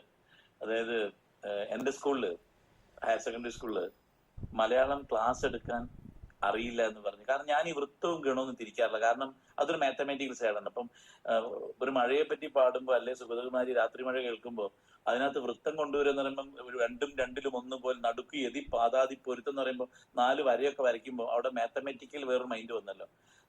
കവിത ആസ്വാദനത്തിൽ നിന്നും വേറൊരു ക്ലാസ്സിലേക്ക് പോകുമ്പോൾ. അപ്പൊ ഇങ്ങനെ വന്നപ്പം എനിക്ക് നല്ല നല്ല ക്ലാസ്സുകൾ തരാതെയും എന്നെ ഒരു ഡസ്റ്റ്ബിന്നിൽ ഇട്ടു. ആ സ്കൂളിലാണ് 2010 സംഗീത അക്കാദമിയുടെ അവാർഡ് കിട്ടുകയും ഒക്കെ ചെയ്തപ്പോ എന്നെ അവര് വിളിച്ച് ആദരിക്കുകയൊക്കെ ചെയ്തു. പിന്നീട് ഈ മലയാള സിനിമയിൽ ഞാൻ വലിയ പാട്ടെഴുത്തുകാരനും അല്ലെങ്കിൽ കൂടെ ഈ മമ്മൂട്ടിയുടെ മാമാങ്കം എന്ന ചിത്രത്തിൽ ബോംബെ ജയശ്രീ മാമിന് ആ വർഷത്തെ ഏഷ്യാനെറ്റ് അവാർഡ് കിട്ടിയിരുന്ന പാട്ട് ഞാൻ എഴുതിയിട്ടുണ്ടായിരുന്നത്. M. ജയസൻ സാർ കമ്പോസ് ചെയ്തത്. പിന്നീട് നമ്മൾ അതേ സ്കൂളുകളിൽ പല കാര്യങ്ങൾക്കും ഉദ്ഘാടനം വിളിക്കും. ഞാൻ എന്തൊരു വൈരുദ്ധ്യമാണ്, നമ്മൾ ഒന്നിനും കൊള്ളൂല എന്ന് പറഞ്ഞിട്ട് അതിന്റെ എത്രയോ മുകളിലാണ് ഇപ്പൊ അങ്ങ് പറഞ്ഞിരിക്കുന്ന കാര്യങ്ങൾ. ഞാൻ എന്നെ ഇങ്ങനെ ചേർത്ത് ഇങ്ങനെ അരികിലൂടെ കൊണ്ടുപോകും. എനിക്ക് തോന്നുന്നു similar birds will fly all together എന്ന് പറഞ്ഞിട്ടൊരു പ്രോവർബ് ഉണ്ട്.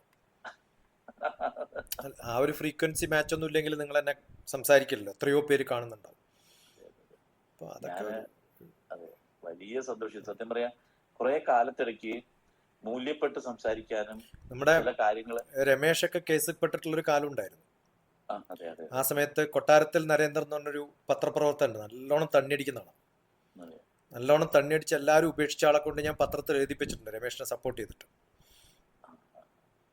അദ്ദേഹം എൻ്റെ കൂടെ താമസിച്ചത്. നല്ല പൂസടിക്കും. അപ്പം എല്ലാ ദിവസവും 11 മണിയാകുമ്പോൾ ബാറ് തുറക്കുമ്പോൾ പോകണം. ഞാനതിന് കാശ് കൊടുക്കും കുടിക്കാൻ വേണ്ടിയിട്ട്. കാരണം അദ്ദേഹം ചൊല്ലുന്ന കവിത കേൾക്കാനുള്ള താല്പര്യം കൊണ്ടാണ്. കൊട്ടാരത്തിൽ നരേന്ദ്രൻ ഡോക്ടർ TPS നടിച്ച അദ്ദേഹത്തിന്റെ കവിതകൾ കാണും. അപ്പോൾ ഉച്ചയ്ക്ക് എനിക്ക് ഭക്ഷണം ഉണ്ടാക്കി തരും. എൻ്റെ പ്രഭാഷണം കേട്ടിട്ട് ലേഖനമാക്കി മാറ്റും. നല്ല കൈപ്പടയോടുകൂടി എഴുതും. അപ്പം നമ്മൾ പറയുന്നത് എല്ലാ വ്യക്തികൾക്കും എന്തെങ്കിലും ചെറിയൊരു അണു ഉണ്ടാവും എവിടെയെങ്കിലും. ഒരു 3 മാസം എൻ്റെ കൂടെ താമസിച്ചപ്പോഴത്തേക്കും കംപ്ലീറ്റ് ഡ്രിങ്ക്സ് നിർത്തി. അവസാനം അദ്ദേഹത്തെ ഞാൻ ഡൽഹി വിടുന്ന സമയത്ത് അദ്ദേഹത്തെ കൊടുങ്ങല്ലൂർ ആശ്രമത്തിൽ കൊണ്ട് താമസിപ്പിച്ചു. അല്ലെങ്കിൽ ആശ്രമത്തിലൊന്നും കയറ്റാൻ പറ്റാത്ത വ്യക്തിയായിരുന്നു. അവിടെ 4 ഗ്രന്ഥങ്ങൾ പരിഭാഷപ്പെടുത്തി.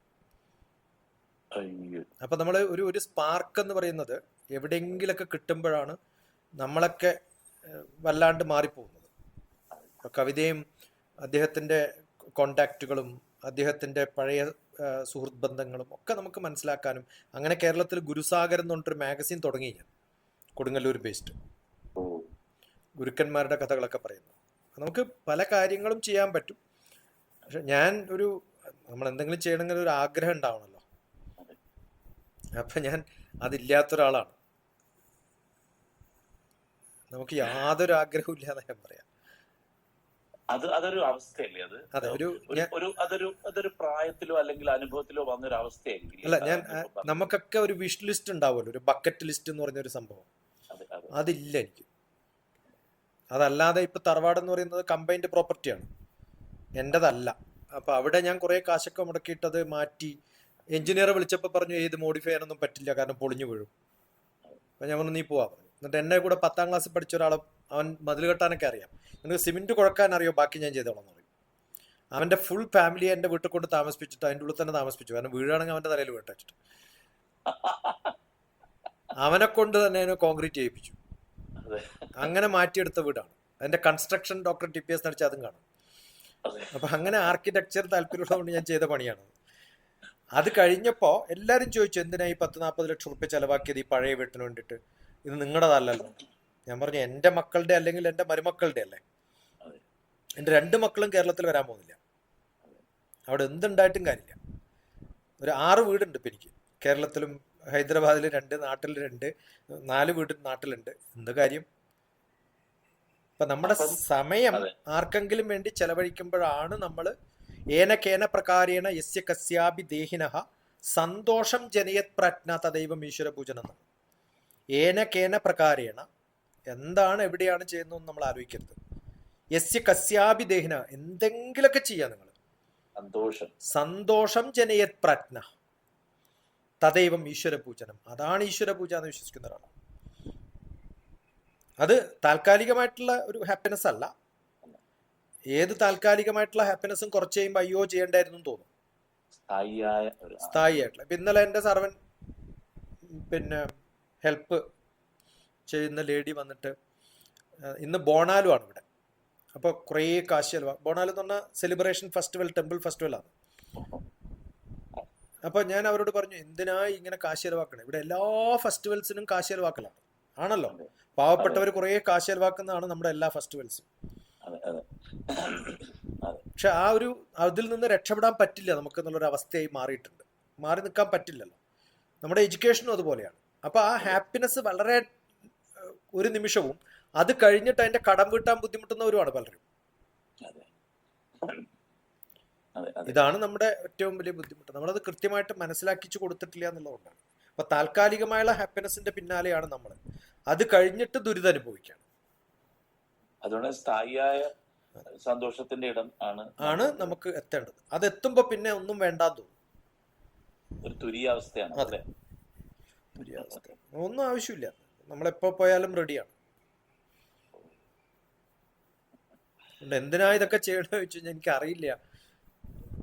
ഞാൻ പറഞ്ഞില്ലേ, ഗോധയെ കാത്തു നിൽക്കുന്നു എന്ന് പറഞ്ഞിട്ട് മരണത്തെ കാത്തു നിൽക്കുന്ന പോലെ നമ്മൾ ചെയ്യാറില്ല. പണി ചെയ്യാത്ര.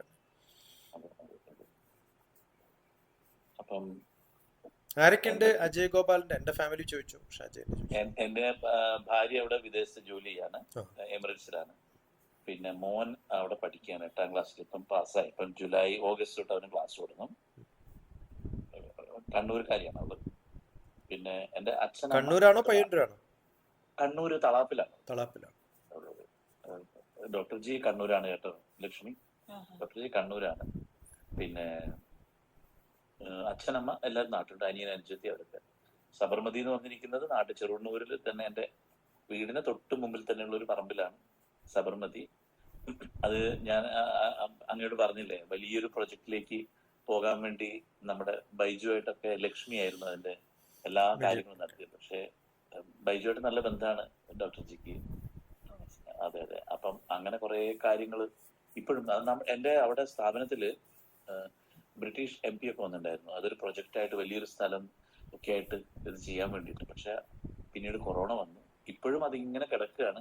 പക്ഷെ അതിനു മുമ്പേ എല്ലാ ജില്ലകളിലും ഇതുപോലെ ലൈക്ക് മൈൻഡഡ് ആയിട്ടുള്ള ആൾക്കാരൊക്കെ ചേർത്ത് അങ്ങ് പറഞ്ഞതുപോലെ ഇതിനകത്തൊന്നും ഒരു കോടീശ്വരനായിട്ട് വലിയ ഇതിന്റെ കറങ്ങുന്ന കസേരയിൽ ഇരിക്കുക എന്നുള്ളതല്ല. ഒരു ദിവസം ഇവിടുന്ന് അങ്ങ് ഇറങ്ങി പോകുമ്പോൾ ഒന്നും കൊണ്ടുപോകുന്നില്ല, ശരിക്കും അറിയാം. അപ്പൊ കൂടെ സ്വയം സന്തോഷിക്കാനും ആർക്കെങ്കിലും ഒക്കെ ഉപകരിക്കുന്ന രീതിയിൽ അതിനെ മാറ്റി. അല്ല, എൻ്റെ ഒരു കൺസെപ്റ്റ് ആയിരുന്നു അത്. ഹെർമിറ്റേജ് എന്ന് പറഞ്ഞിട്ട്, കേരള ഹെർമിറ്റേജ് എന്ന് പറഞ്ഞിട്ടൊരു പ്രോഗ്രാം ഞാൻ പണ്ടൊരു ബ്ലോഗ് എഴുതിയിട്ടുണ്ട്. അത് എഡ്യൂക്കേഷൻ സൂപ്പർ മാർക്കറ്റ് എന്നാണ് പേര്. എന്നുവെച്ചാൽ നിങ്ങൾക്ക് ഓരോ സ്ഥലത്ത് പോയി താമസിച്ചിട്ട് അവിടുത്തെ സംഭവങ്ങളൊക്കെ പഠിക്കുക. അപ്പം ഇപ്പം നടുവിൽ വന്നാൽ എന്തായാലും ഉത്സവം ഈ തെയ്യം ഉണ്ടാവും. അപ്പൊ എൻ്റെ തറവാട്ടിൽ താമസിക്കുന്നവരൊക്കെ തെയ്യം കാണും. അത് കഴിഞ്ഞ് ഇരിങ്ങാലക്കുടി ആണെങ്കിൽ അവർക്ക് കൂടിയാട്ടം കാണും. അപ്പൊ അവിടുത്തെ ലോക്കൽ സംഭവങ്ങൾ പഠിച്ച് ഇങ്ങനെ പോകാൻ പറ്റുന്ന കുറെ കേന്ദ്രങ്ങൾ ഉണ്ടെങ്കിൽ തന്നെ അവിടെയൊക്കെ നമുക്ക് കുറെ സെന്റേഴ്സ് ആക്കിയിട്ട് മാറ്റാം ഹെർമിറ്റേജുകൾ. ഇപ്പൊ ഇന്ന് രാവിലെ അങ്ങനെ വിളിക്കുന്നതിന് മുമ്പ് തൊട്ടു മുന്നേ ലക്ഷ്മിയോട് പറഞ്ഞാണ്, എവിടെയാണോ നമുക്ക് ഇപ്പം പെട്ടെന്ന് ഇപ്പൊ ഇവിടുത്തെ ഒരു കാര്യം നമുക്ക് പഠിക്കാൻ അങ്ങ് ദൂരം ദേശകാലങ്ങൾ ഇല്ലാതെ കുട്ടികൾക്ക് എത്തിച്ചു കൊടുക്കാൻ പറ്റുന്ന സംഭവങ്ങൾ അല്ലേ? രാവിലെ ഞാൻ പറഞ്ഞില്ലേ കാര്യങ്ങള്. ഇതുപോലെ നമ്മള് കഴിഞ്ഞ കൊല്ലവും ഒന്ന് പ്ലാൻ ചെയ്തിട്ടുണ്ടായിരുന്നു. ഈ വിദേശത്തൊക്കെ പഠിക്കുന്ന കുട്ടികള്, നമ്മുടെ കുട്ടികള്, അവർക്ക് ഇപ്പോഴും മഴ എന്താന്ന് അറിയാത്തവരുണ്ട്.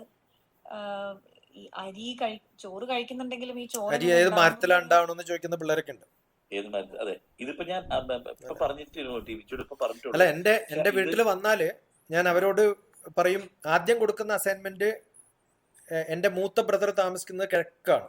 എന്റെ നാട് എന്ന് പറഞ്ഞാൽ നടുവിലെന്ന് പറഞ്ഞാല് കിഴക്ക് മുതൽ പടിഞ്ഞാറ് വരെ സ്ട്രെയിറ്റ് ഒറ്റ റോഡുള്ള അതിന്റെ നടുവിലാണ്. ആ ഗ്രാമത്തിന്റെ സെന്ററിലാണ് എൻ്റെ വീട്. അപ്പം അവിടുന്ന് ഞാൻ നേരെ കിഴക്ക് പോയാൽ എൻ്റെ ബ്രദറുണ്ട്, PT കരുണാകരൻ നമ്പ്യാർ, പോയി കാണാൻ പറയും.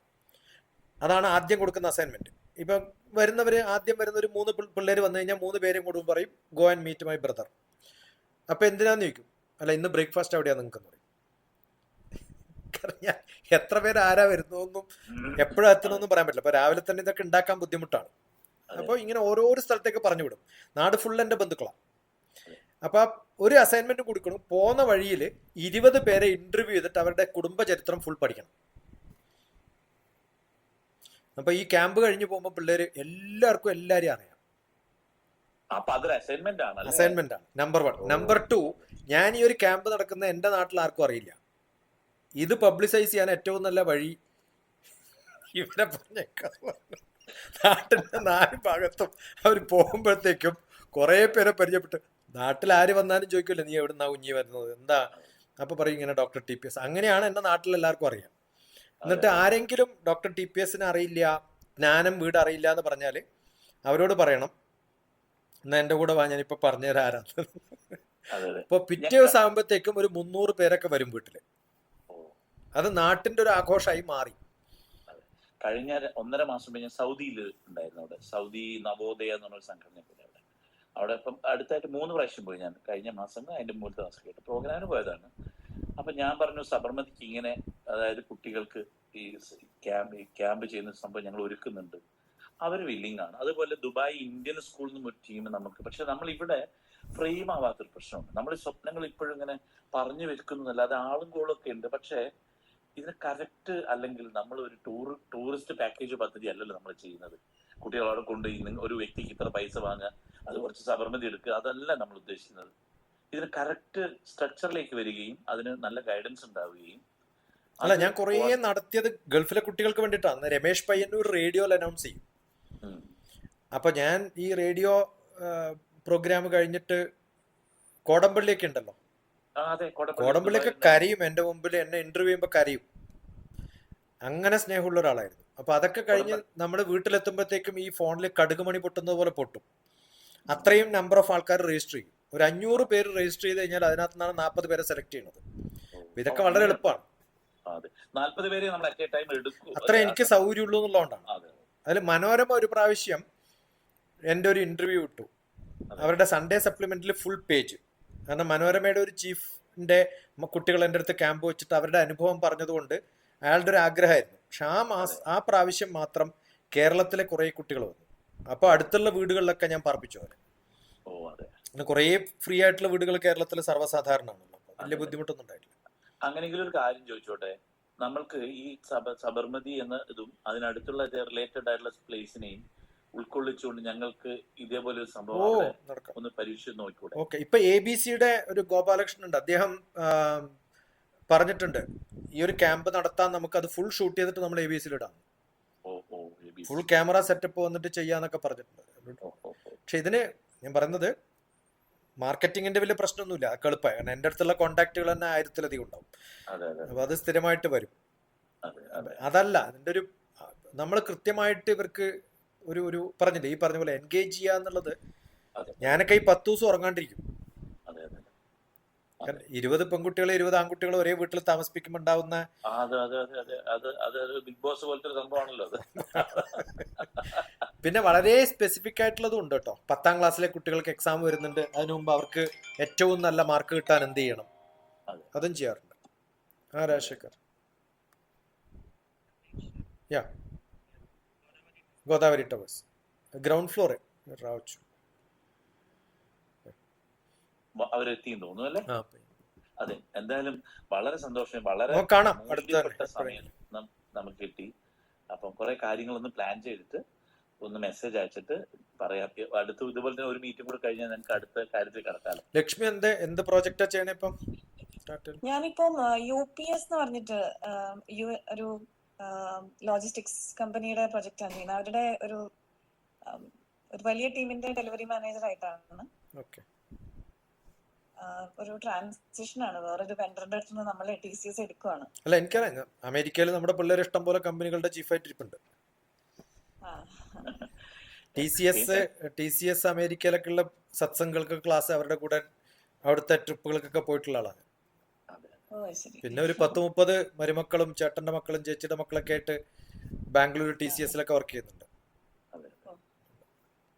അപ്പൊ നേരത്തെ ഒരു പുസ്തകത്തിന്റെ പേര് പറഞ്ഞില്ലായിരുന്നു, രാമ, ആ പുസ്തകത്തിന്റെ പേരൊന്ന് പറയുന്നു. Swami Rama, living with Himalayan masters. Lakshmi നല്ല ബുക്കാണ്. അതാണ് അദ്ദേഹത്തിന്റെ ശിഷ്യനാണ് ഞാൻ. സ്വാമി രാമയുടെ അല്ല, സ്വാമി രാമയുടെ താഴെ സ്വാമി വേദഭാരതി, അദ്ദേഹം മരിച്ചു. അദ്ദേഹത്തിന് സൗത്ത് ഇന്ത്യയിലൊക്കെ വളരെ ചുരുക്കം വരെ ഉള്ളൂ. ഋഷികേശിലാണ് ആശ്രമം. അവിടെ ഈ സമാധി പഠിപ്പിക്കാനൊക്കെ പോവാറുണ്ട് ഞാൻ ചിലപ്പോൾ. ഞാൻ ഈ ഗൂഗിൾ മീറ്റ് ഒരു സ്ക്രീൻഷോട്ട് എടുത്തോട്ടെ. ഞാൻ ഇത് ഫുൾ റെക്കോർഡ് ചെയ്തിട്ടുണ്ട്, ഞാൻ യൂട്യൂബിലിടും. You can take it. I will share both of you if you want. വളരെ സന്തോഷം. നല്ല സമയം. ബൈ ഡിഫോൾട്ട് സാധാരണ വലിയ അപകടമൊന്നും പറ്റിയില്ലെങ്കിലും മിസ്സാവാണ്ടൊക്കെ ചിലപ്പോൾ ഉണ്ടാവും. 1 മണിക്കൂർ 22 മിനിറ്റ് 37 സെക്കൻഡായി. ജീവിതത്തിൽ മൂല്യമുള്ള ഒരു സമയമാണ് ജീവിതത്തിൽ കിട്ടിയത്. വളരെ സന്തോഷം. ഞങ്ങൾ അടുത്ത ഘട്ടത്തിലേക്ക് പോകാനുള്ള കാര്യങ്ങൾ നോക്കാം. ആർക്കെങ്കിലും ഉപകാരം ഉണ്ടാവട്ടെ എപ്പോഴെങ്കിലും എന്ന് പറയാം. അതെ. സന്തോഷം.